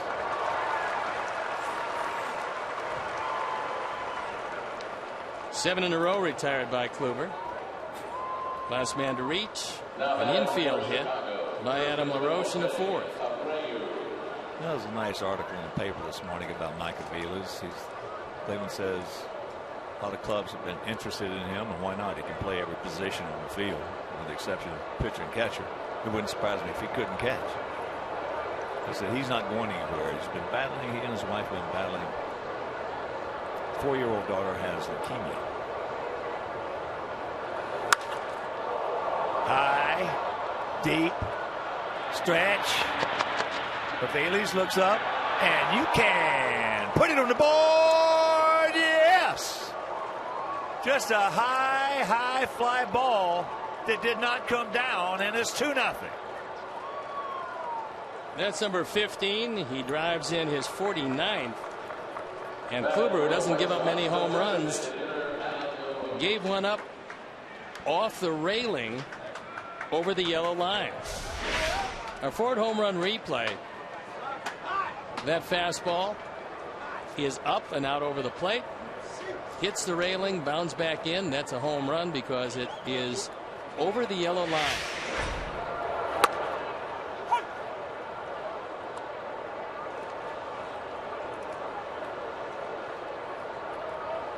I thought that was like a change or something off speed. It was only 91, so no, that's been what he's thrown tonight. It's somewhat surprising. He's been 90-91 consistently.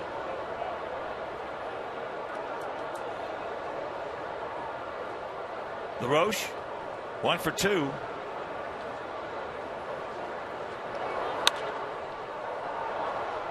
High.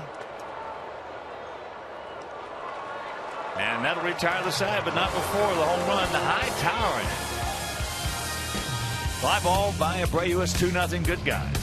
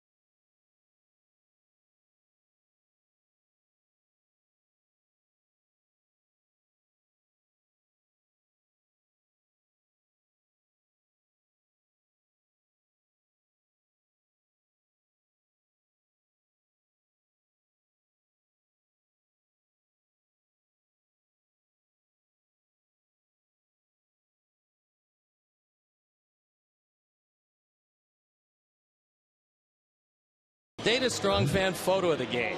Tweet your strongest fan photo to hashtag Chicago Data Strong Fan, and you just might see yourself in an upcoming broadcast brought to you by T-Mobile.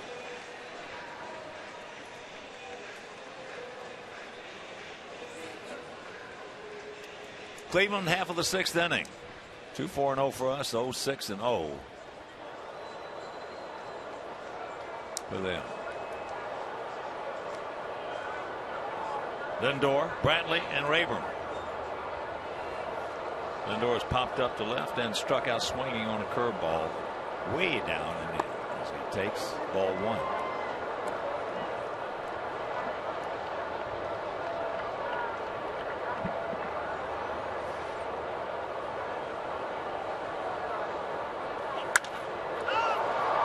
That's high in the right center field.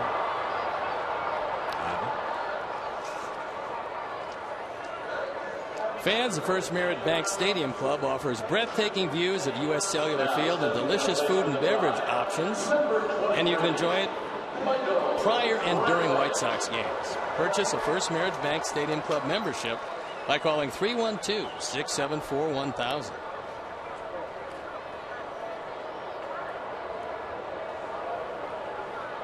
Brantley is 2 for 2, a double down the right field line, and had an infield single.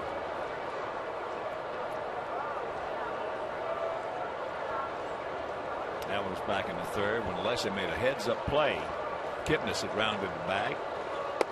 He wasn't going to throw out Brantley, so he went over to Sanchez, and they put it on him. 0-1 to count.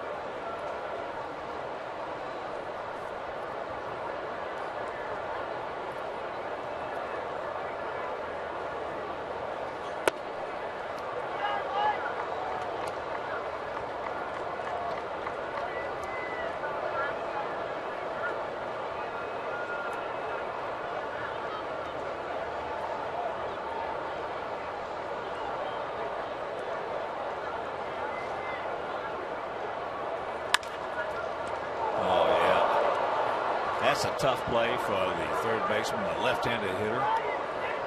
Hits a rocket at you. Got a lot of skid on it. And he cut it off to the side. But at no time did he feel anything less than supreme confidence. He caught it easily and then had all kinds of time because it was a one-hop rocket and threw him out at first.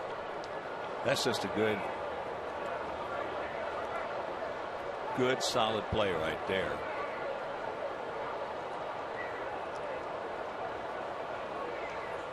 You know, playing first base, you hate it when those right-handers hit that skimmer at you.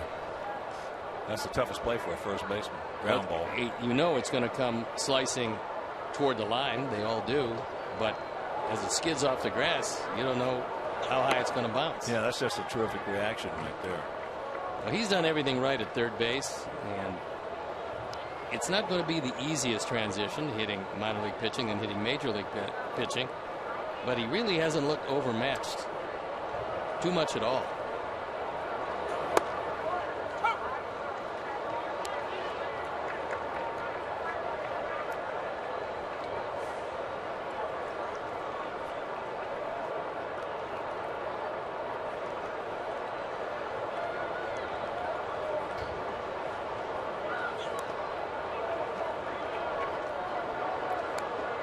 Two and two the count with 2 down here in the bottom of the 6th. Rayburn has check swing strikeout. And a pop up to Sanchez at second.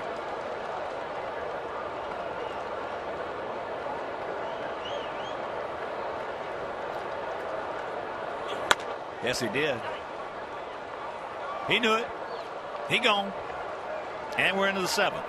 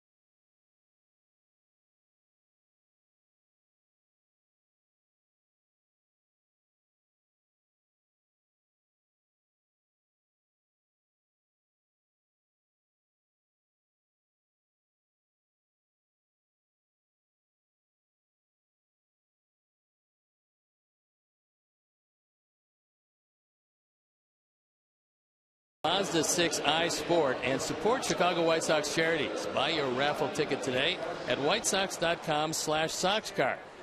Thank you to our friends at CJ Wilson Mazda for their support of the Sox Car Raffle.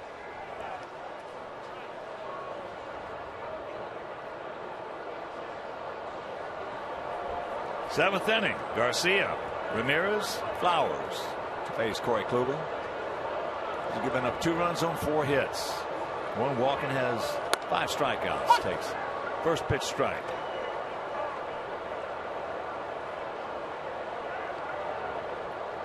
Those 5 strikeouts coming in the first 3 innings.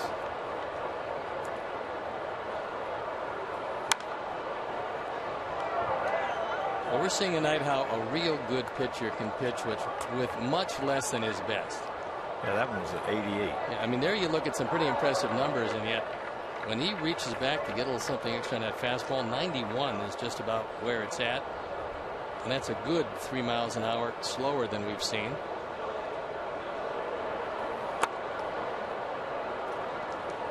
Well, talked about it in the open. 2 most unlucky pitchers in the American League. 2 real good pitchers who just don't get a whole lot of support. Well, when you look at combined record, 9 and 19 between the 2 of them.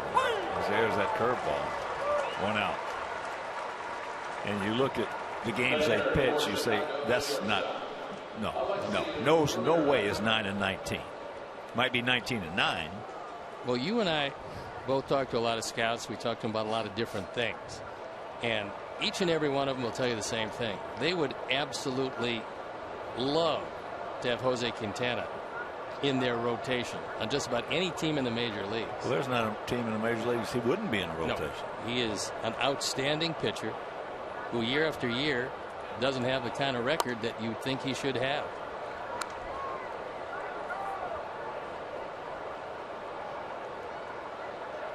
Well, he was ranked the 10th most effective pitcher in Major League Baseball. There's a base hit. Chris Sale was ranked 4th, I believe. Had Kershaw in there and the names that you would expect, with Quintana being number 10. Now stepping to the plate for Chicago, number 21. That's pretty impressive when you realize that you got 30 teams. You have for sure 130 guys, maybe 135 guys that would qualify. And when you're in the top 10, you're pretty good. Yeah. Here's Tyler. Tyler's grounded to short. That was back up the middle. That moved Alexei over to third base, and he scored on that wild pitch for a very productive at bat for Flowers. He also was grounded to third.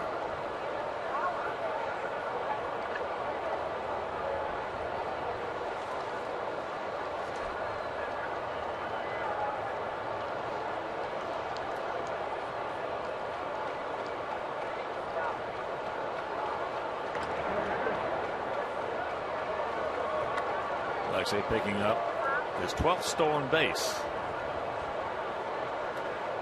Back in the third inning. 12th and 15 attempts. There he goes. Pick it up, Alexei. He didn't pick up the ball. Now he's got to get back out there and get back to first, and he will. Fortunately, that was sky high, and he had all kinds of time. And if you know that the hitter is not going to take, you got to take a peek back and locate the baseball. For the White Sox now at bat, number 5. Again, if this isn't a towering pop-up, Alexei's going to get doubled. He never takes a look back. That was not a straight steal. Finally does locate it and able to get back easily.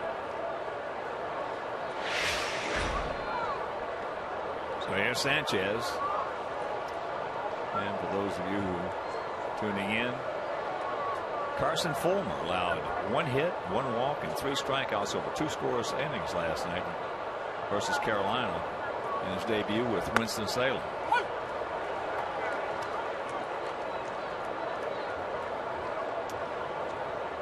David Price, Vanderbilt grad, made the comment that he's ready to pitch in the major league, in our major league bullpen right now.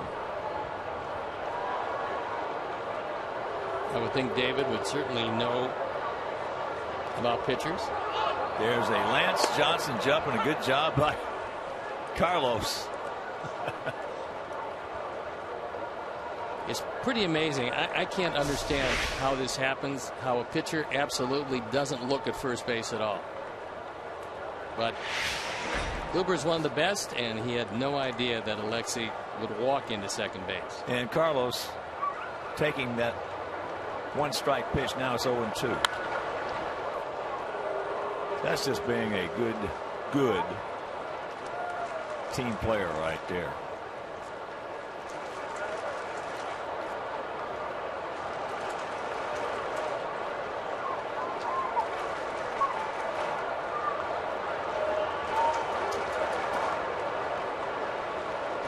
This might not cost him a run, but it's those kind of mistakes that cost you ball games.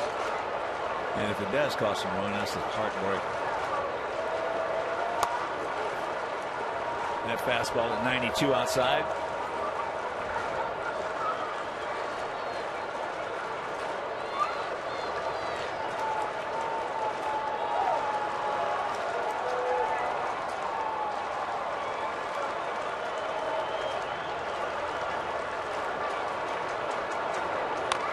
Jeff's got a piece of it. If you missed that game last night, Jeff Samardzija working at least 7 innings, for a career high 9th consecutive time. That's the longest streak in Major League Baseball this season.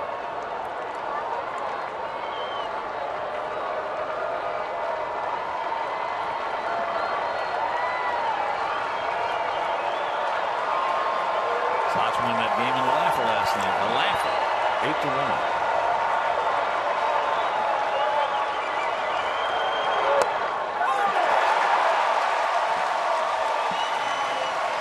Seventh inning stretch. We lead it 2-0.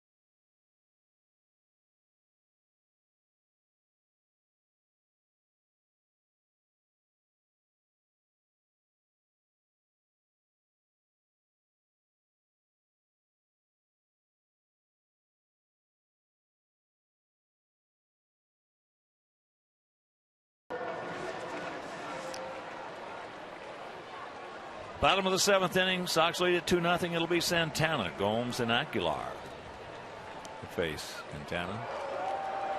At the top, I said the tough Cleveland Indians. Indeed, they are tough against us. But the one place they've really scuffled this year, and surprisingly so, they can't win at home. They're 26-22 on the road, 19-27 here at home.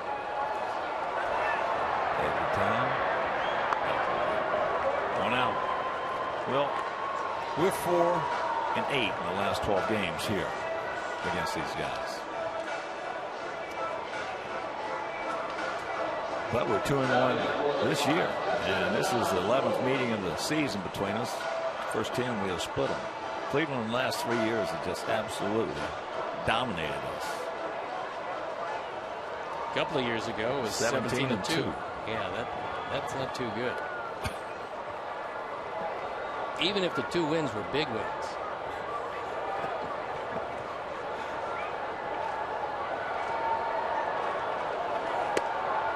First pitch strike to Gomes.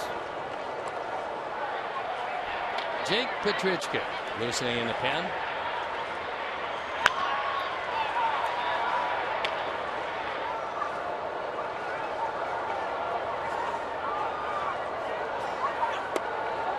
Another strike in the count 0-2.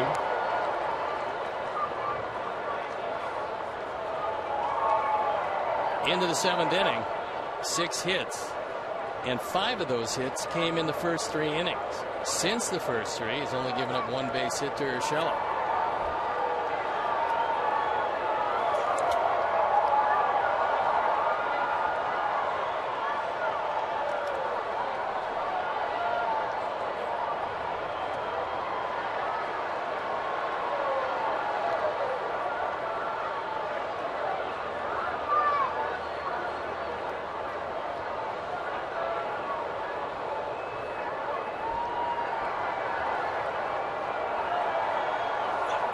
That's up high.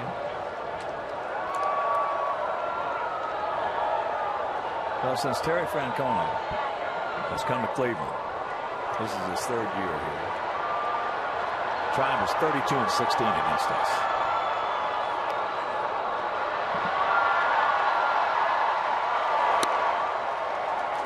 He gone. 2 down. 32-16 will get it. 7th strikeout. Throw some high heat by him, and maybe as much as any pitcher in baseball, Jose has learned that high fastball up and out of the zone when you're ahead of hitters is terribly effective.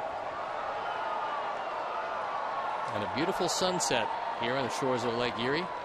It's been 2 gorgeous days in Cleveland. Something you can't say very often.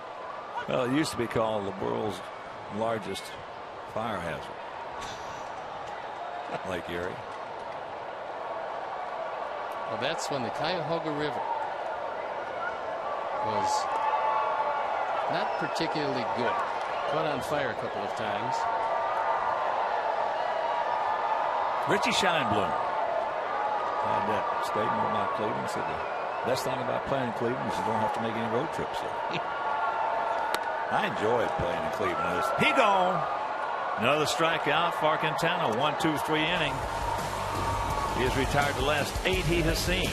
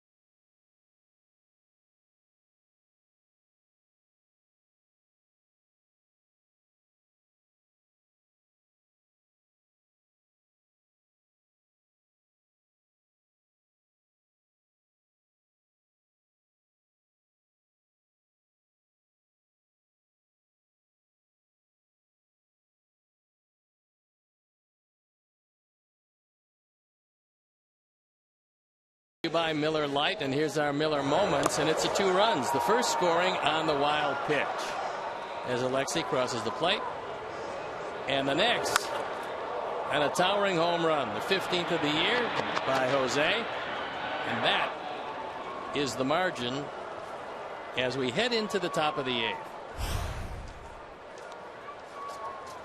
Top of the order: Eaton, Saladino, and Cabrera.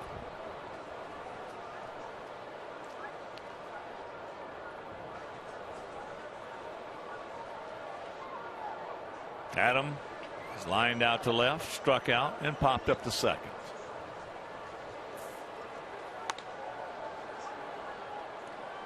Fakes the bunt, takes the ball. 1-0 the count.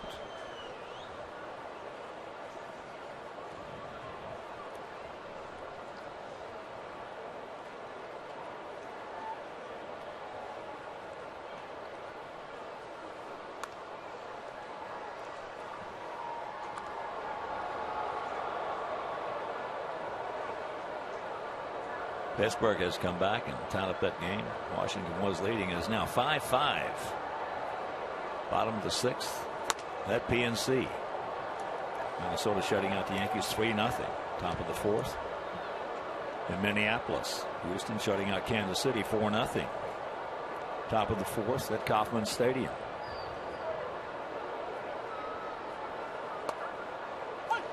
There's a strike, and the count's 3-1. Bottom of the 6th in Boston, Detroit, and the Carmines are tied at 1.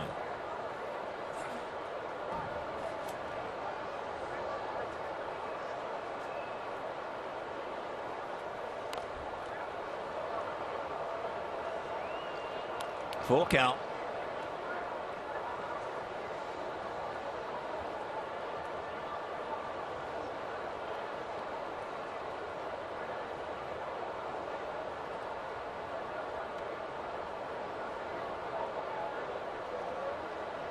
Couple of teammates, ex-teammates going at one another, Verlander and Porcello in that Detroit-Boston game.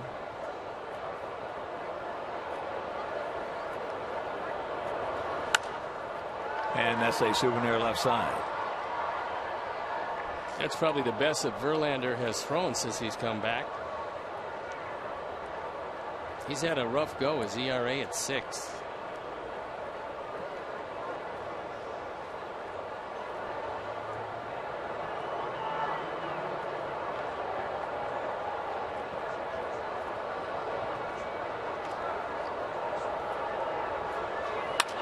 Shot base hit over the head of the third baseman. So the leadoff single. That's a good at bat right there for Adam.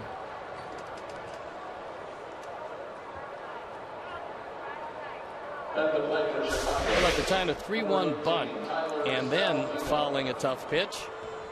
He took it right over the head of Giovanni Urshela.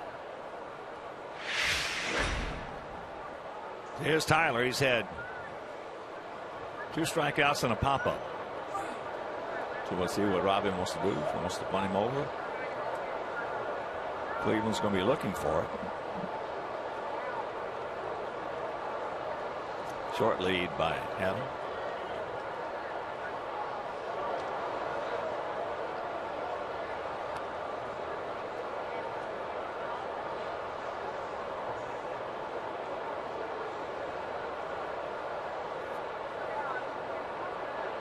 Long look down to Joe McEwing at third base. Find out what Robin wants to do.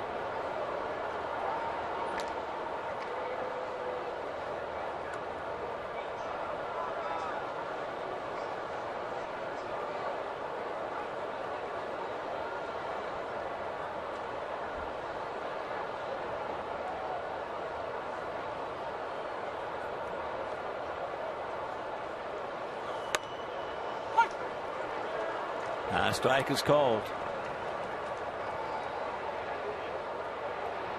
The Tribe pen is going. Zipchinski and Shaw.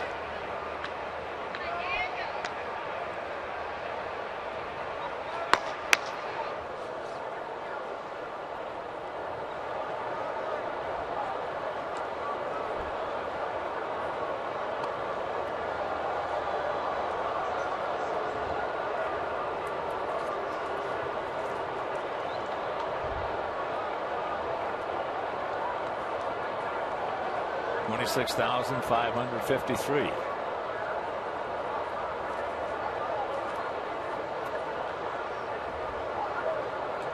Coming into tonight, they're averaging 17,488.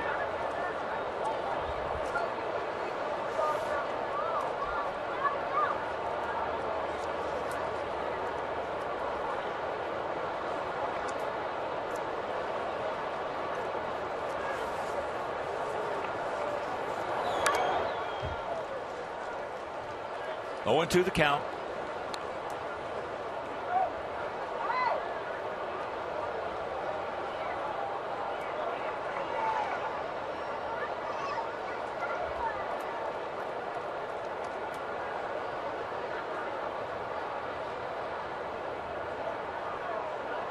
Come on, Tyler, cinch it up and hug it down, buddy.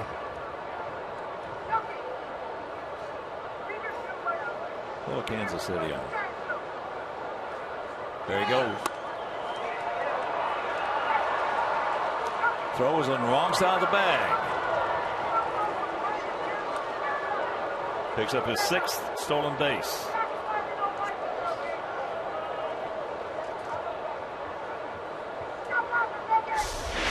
That's the 3rd stolen base of the night. 1 on Kluber, 1 on Gomes, and 1 just wasn't handled.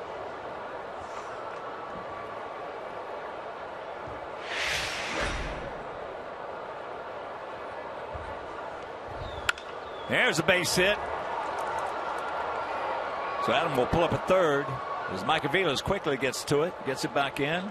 Runners at the corners and nobody out. And a big hit for Tyler Saladino. Now batting for Chicago, number 53, Melky Cabrera.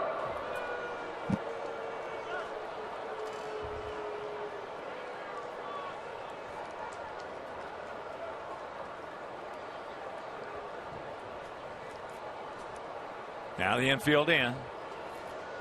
And here is Melky.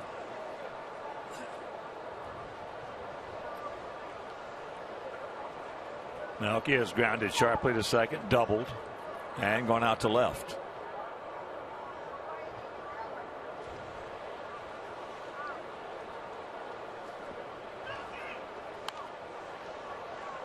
Had him out in front. Big motion, pulled a string on him. Good changeup. Dangerous pitch, but he got away with it. Lately, Melky's been much better with runners in scoring position, although this year when you're hitting over 300 in that category, you're getting the job done. Well, he's one of our better guys at getting the man in from third with less than 2 outs. But he's got his work cut out for him now with the count of 1-2. One of the things most left-handers don't like is when an umpire is giving a pitcher the top of the strike zone. And Adam Hamari has been giving Corey Kluber the top of the strike zone tonight.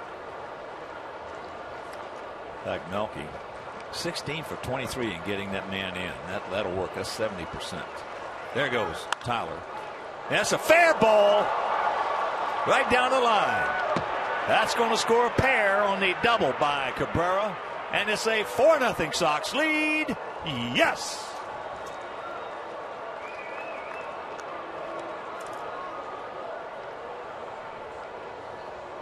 Corey Kluber, instead of going to the top of the zone, went with a breaking ball at the bottom of the zone. And Melky driving in runs 41 and 42 with his second double of the night. Makes this one a whole lot more comfortable. That one doesn't have a whole lot on it. And Melky takes it between Aguilar and the bag. He came off a touch too far, and it cost him a 2-base hit. So they're going to put Abreu on, who homered in the 6th. High towering fly ball that just didn't come down until it hit those bleachers out there in left center.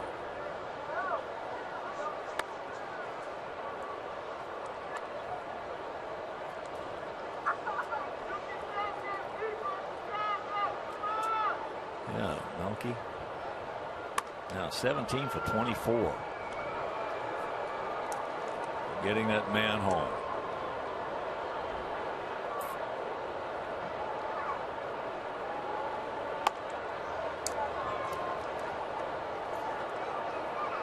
And here comes Francona. He's going to go with that pin. So Corey Kluber, last time we saw him, he was absolutely almost unhittable. Tonight, got to him pretty good. So he departs, and we'll be back.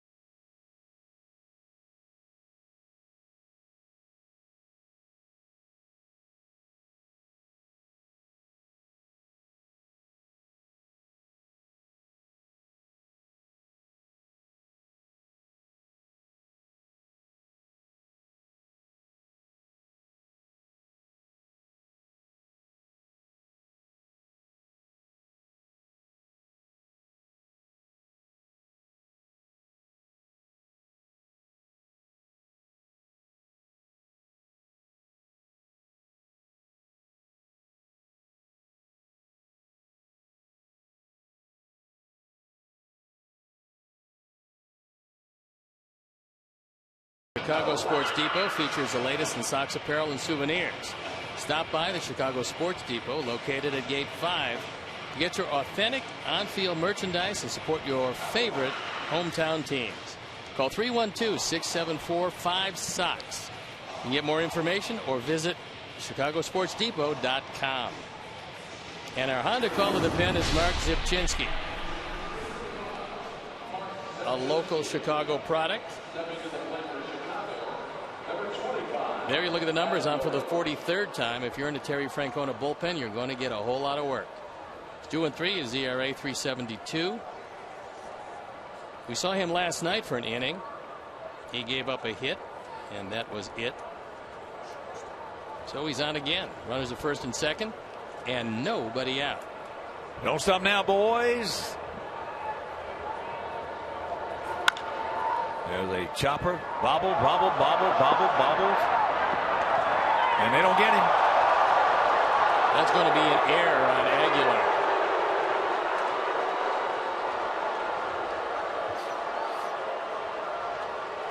So Sox packed. And Terry, I think, wants to take another look at it. It appeared from up here, which is not quite what it looks like from down there, that he was able to beat the play.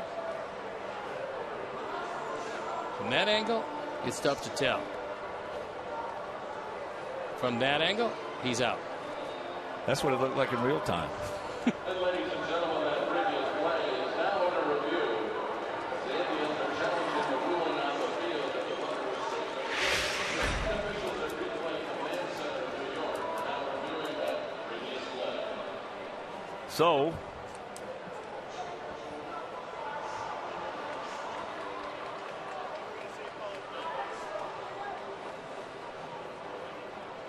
while they are reviewing, check some other scores for you. It's still 4-0 Houston over Kansas City. 4th inning. Minnesota now 4-0 over the Yankees. Bottom of the 4th. At Target Field, Pittsburgh leading Washington 7-5.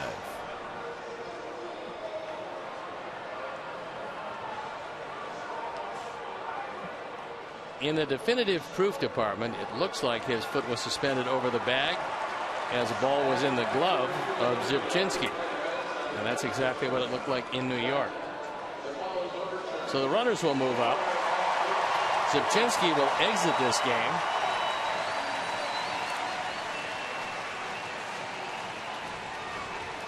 And so we'll step out and be back after these messages.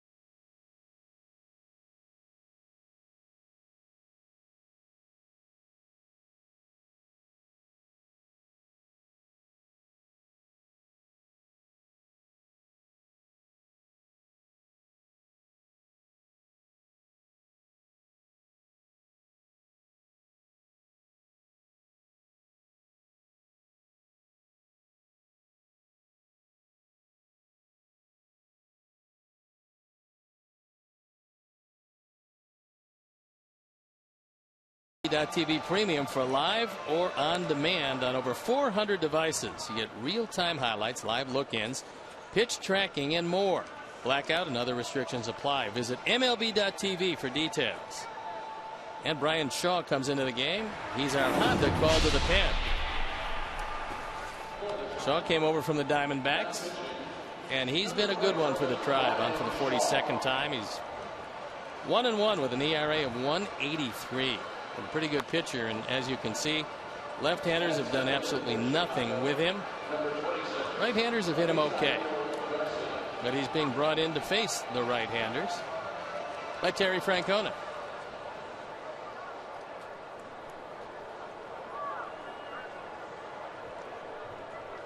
So here's Avi. Avi, 0 for 3. Back in the 4th inning, hit a rocket right to Kipnis to second base. So the infield in, outfield bunched just a bit. And for the most part, straight up.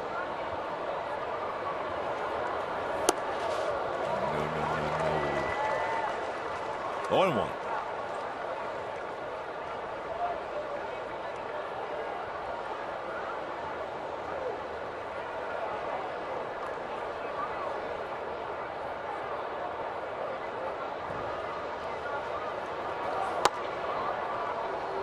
That's low. Just low.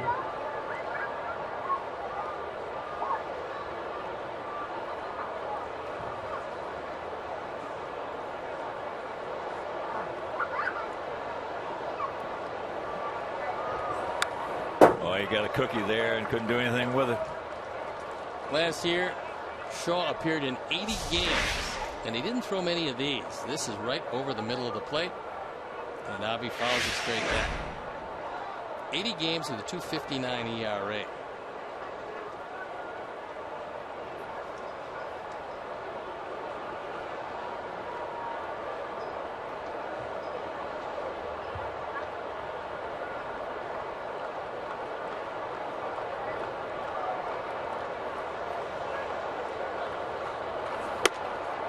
Would not bite at that one.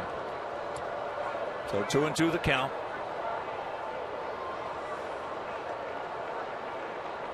Shaw's got a good hard slider. Will cut his fastball, running it away from the right-hand hitters.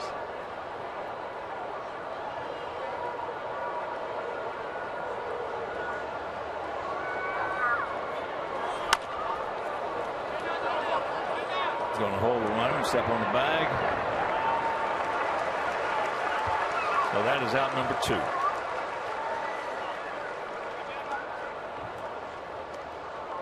So that'll bring up Alexei. Now hitting for the White Sox, the shortstop Alexei Ramirez. Alexei is 2 for 3.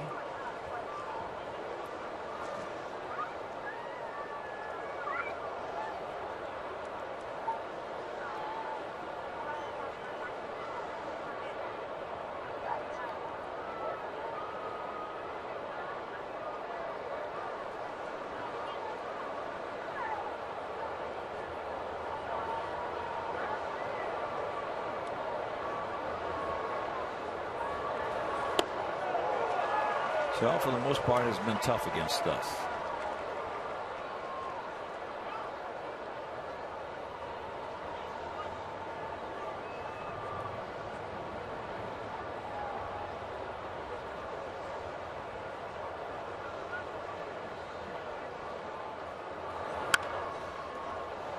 That hits the bag and it's by. That's going to score them both. Oh, yes. It is 6-0. That is a Kansas City special right there.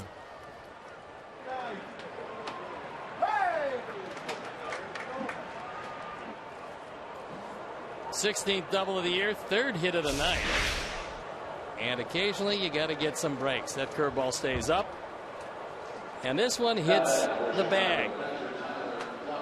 Skids right under Aguilar, who's got no chance for it. And it's 2 more driven in for Alexei, who has 34 this year, and quite a night. 6-9-0 for us, 0-6-0 for them, and here is Tyler. Tyler looking for his first hit.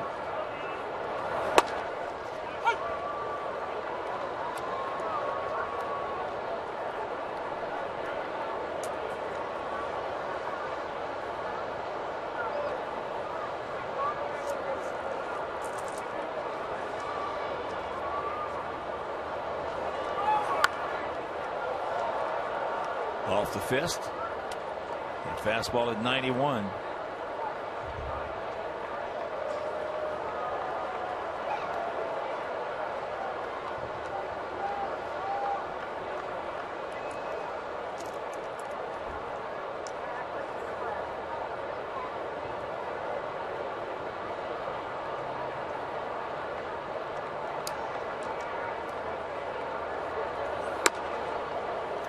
Off the corner.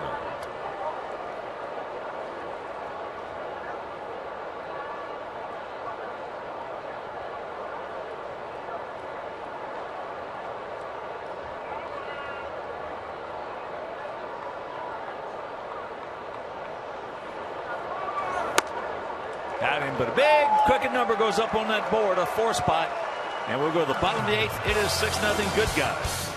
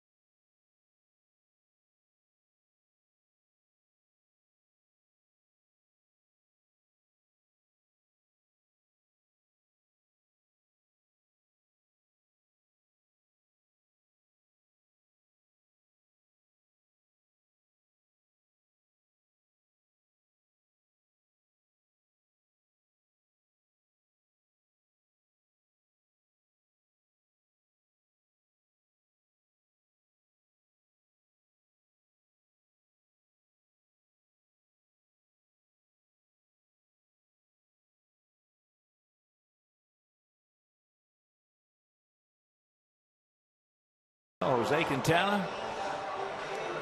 His mantra will be, I'll always remember July 24th. He'll also be pretty happy that the Cleveland Indians came on the schedule when they did. If he wins tonight, and it would appear that he will with this lead, he will go 5-1 lifetime against them. And the offense came into play big time tonight. Here's Urshela. He's 1 for 2. Giovanni takes it high and wide.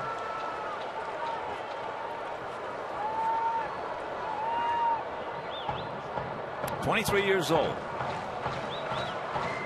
Gap out there in right center. And the strike. That evens the count at 1.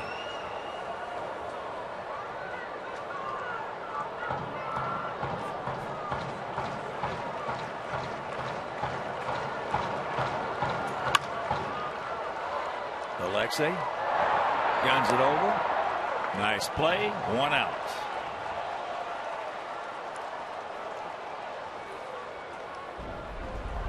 Jose Quintana has just been excellent once again tonight. The curveball's been very good. The cutter's been good. He spotted his fastball exceptionally well, especially up in the zone. And this Indian team, which has not been scoring lately, they haven't been able to do anything with him. 8 strikeouts in 7 1/3, 6 hits, and we told you 5 of them came in the first 3 innings, only 1 since then.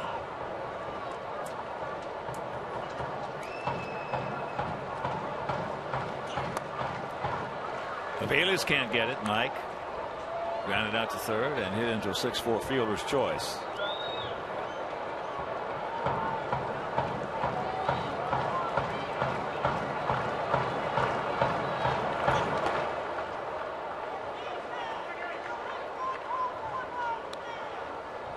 One ball, 2 strikes. 100 pitches as Zach Duke is loosening in the pen.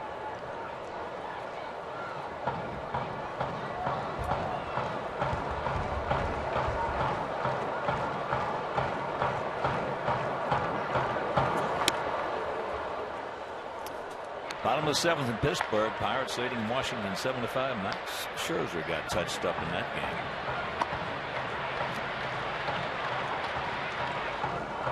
Minnesota stretching their lead 5-0 over the Yankees. Bottom of the 5th. Hit softly. Nice. 2 down. What's somewhat surprising, as good a pitcher as Jose has been, is he's never had a shutout. He's never even had a complete game. But he has retired the last 10 he's faced. And he has multiple broken bats tonight. A bunch of them. He gets that cutter in on the hands of the right-handers, and at least tonight they haven't been able to do anything to keep him out of there. Gipnis is 1 for 3. Takes first pitch strike.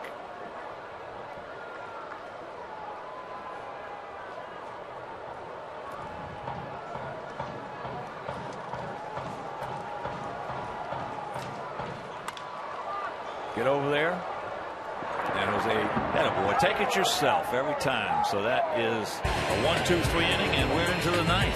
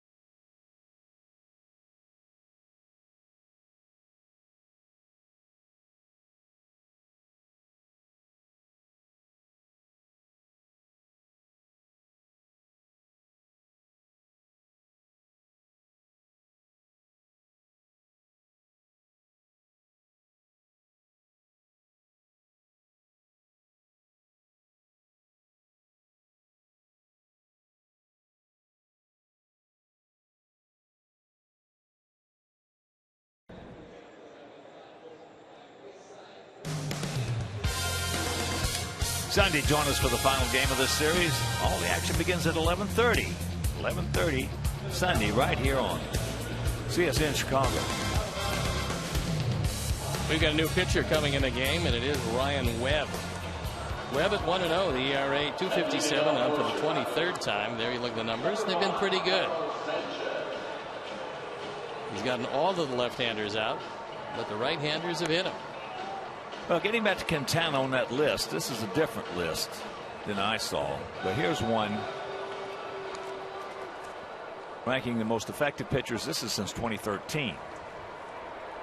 Kershaw was 1. Then Scherzer, Price, Kluber, Felix Hernandez, Chris Sale, Adam Wainwright, John Lester, Zimmerman, Greinke, Hamels, and Quintana is ranked 12th.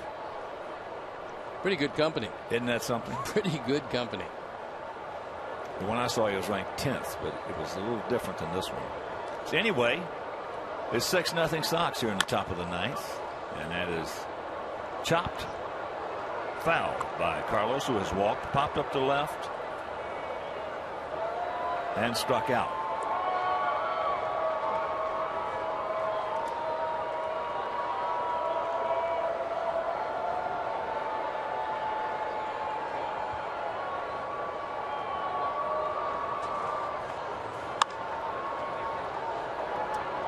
Pops that out into, it's going to fall.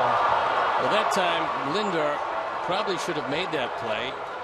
Might have been waiting for Aviles to call him off, but Aviles couldn't get there, and Lindor could. He just gave way too soon.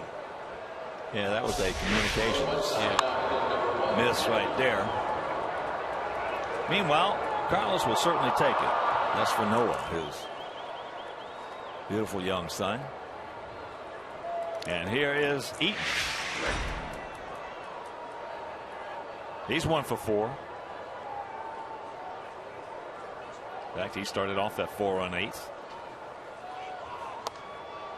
with a single. If you're just tuning in, we scored 1 in the 3rd, then the homer by Abreu in the 6th, 4 in the 8th. 6-10-0 for us, 0-6-0 for them. We have stranded 5, they have stranded 6.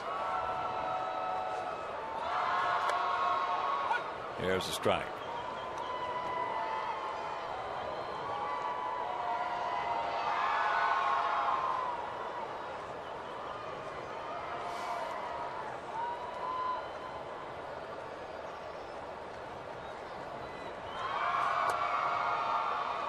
Two balls and a strike.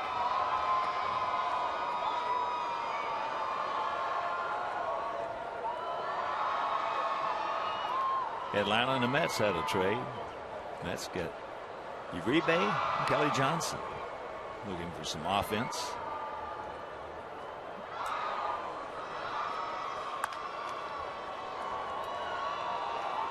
And the Braves, they're going to get a couple of prospects.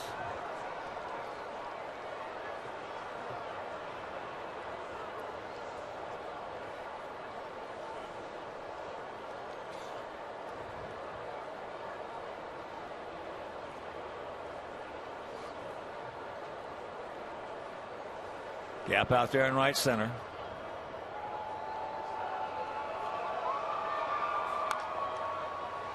Fouls that off. I was thinking about it today, about what you brought up last night, and pushing it back. Trade deadline. I think that Manfred would absolutely make the right decision if we would move it back a couple of weeks to August 15th. I think August 15th is probably the date that would make everybody happy, because the situation would clarify by that point. That ball hit deep into center field. Brantley back in front of the fence.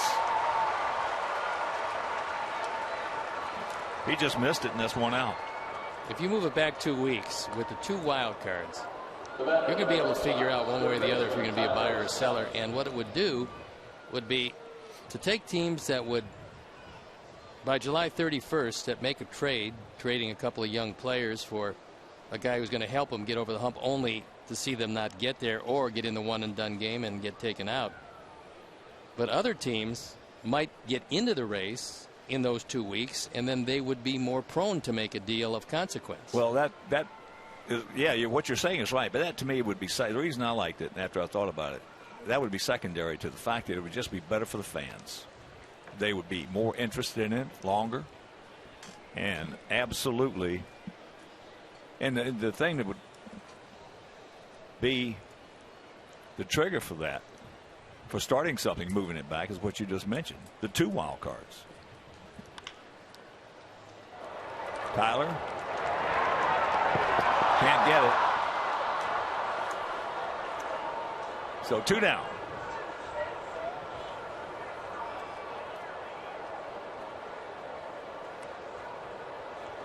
Tyler now 1 for 5 with a run scored. I like the way Carlos went into second base. It's a 6-0 game, and yet he's not conceding anything. He goes in with a clean slide as hard as he can, taking the legs out from under Kipnis. It's good hard baseball. It's the way it's supposed to be played regardless of the score, and that, Carlos, was a good slide. He knows how to play the game. He's a rookie. Tyler Saladino knows how to play the game. He's a rookie. Yeah.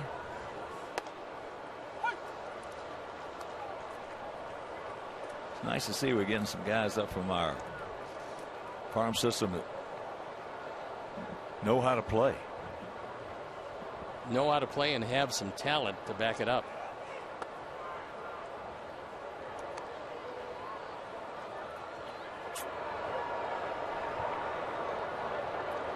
It's a lot different bringing up somebody who's got some talent who does not know how to play as opposed. Well, there's a lot of people around baseball that do that on a consistent basis. Melky, that's trouble. No, he's going to get there. Make a nice running catch as Macavelis. And that'll retire the side. So we will go to the bottom of the ninth, and we will be leading 6-0.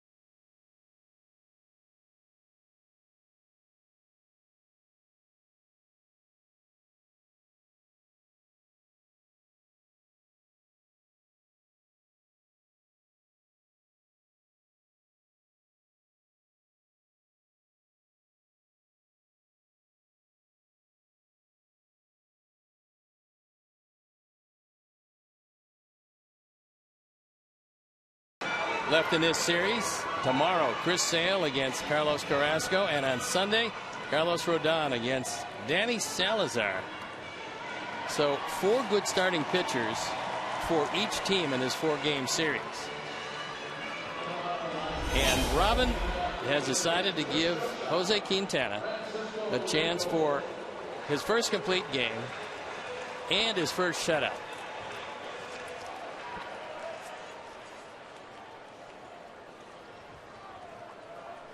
Not going to be easy because he's got the top of the order to deal with. Lindor, Brantley, and Rayburn. Francisco 0 for 3 tonight. Takes first pitch strike. If you're just tuning in, Melky Cabrera. 2 for 5, 2 doubles, 2 RBIs. I tell you, this young man can swing the bat. That's into the seats. Boy, he's got some speed up there.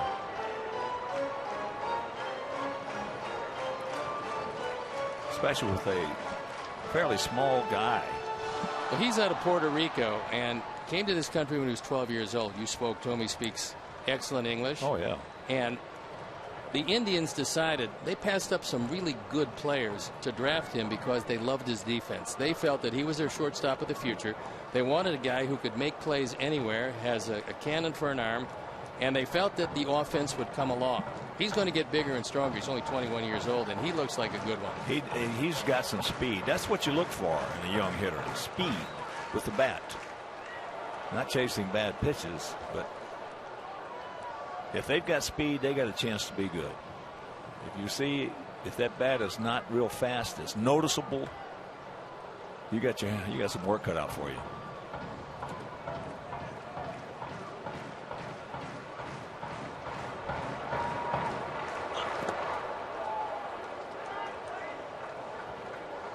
Yeah, he lives in Claremont right now. Claremont, Florida. Went to If you missed last night's game, Montverde Academy, which is one of the most powerful sports programs in high school in the United States, especially in basketball. 2-2.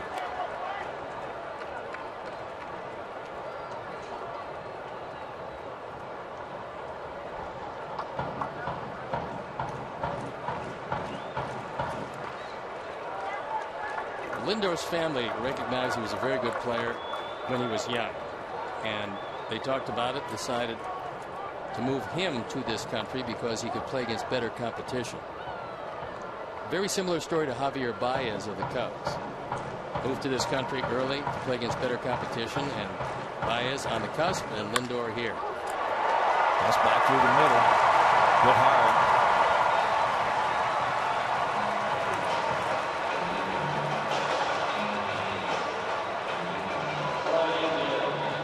So that'll bring up Michael Brantley, who has doubled, singles,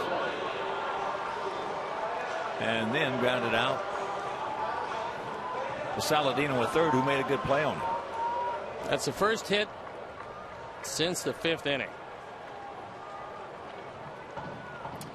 He had retired 11 in a row. Robin giving Jose a chance to induce Brantley to ground into his 9th double play this year.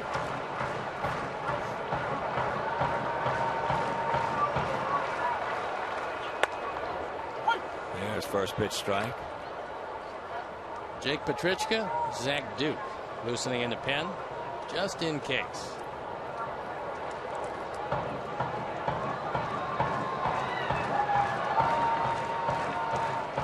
Just a static lead.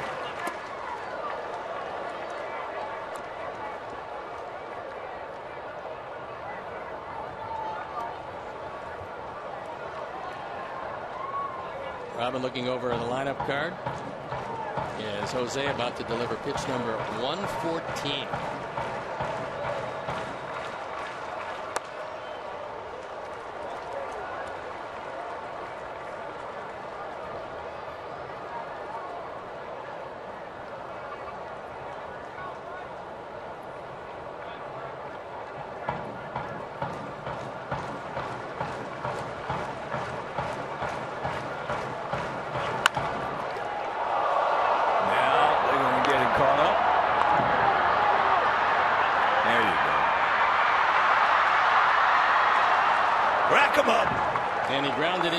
Play number 9 as Lindor was running all over. He was running on the grass. He was running on the infield. He was trying to do everything he could, but at the end he just could not get away from the tag.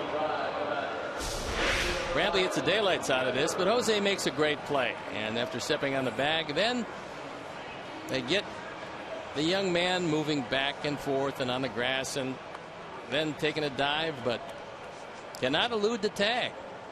3-6, 3-4. So now a season high in pitches with 1 out to go. And it's Ryan Rayburn. Ryan is 0 for 3. It's very uncharacteristic for him against us.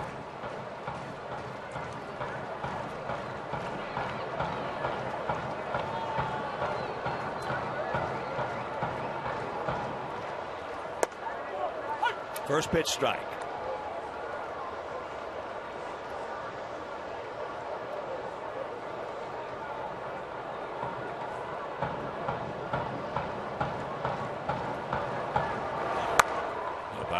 Houston shutting out Kansas City 4-0, bottom of the 6th inning. Scott Kazmir giving them no runs on just 3 hits. The trade paying some immediate dividends. Yeah, but you brought up a good point too. By making it this early, he's going to get a couple of starts. We get 2 that he wouldn't have gotten if you waited to the end of the trading deadline.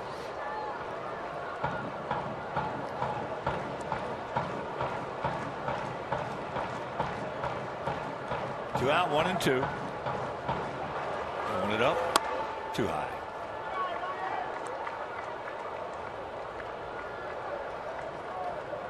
Let's see if Jose can end it on pitch number 120.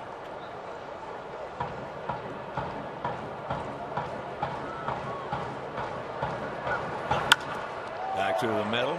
Carlos has got him, and this ball game is over. So Jose Quintana, his first major league complete game, obviously his first shutout. Sox have taken the first two last night, 8-1. Tonight, 6-0, and Quintana being Quintana. What a performance by Jose Quintana. He was in control, gave up a few early hits, but he made the big pitches when he had to. In looking at this game with no walks, Quintana just kept everything in the zone. You love the fact that he was able to complete the game, and Robin gave him the chance to go out there and throw his first shutout. All right, let's check out our players of the game. They are our 26-year-old southpaw, Jose Quintana, and the shortstop, Alex Ramirez, 3 for 4 tonight.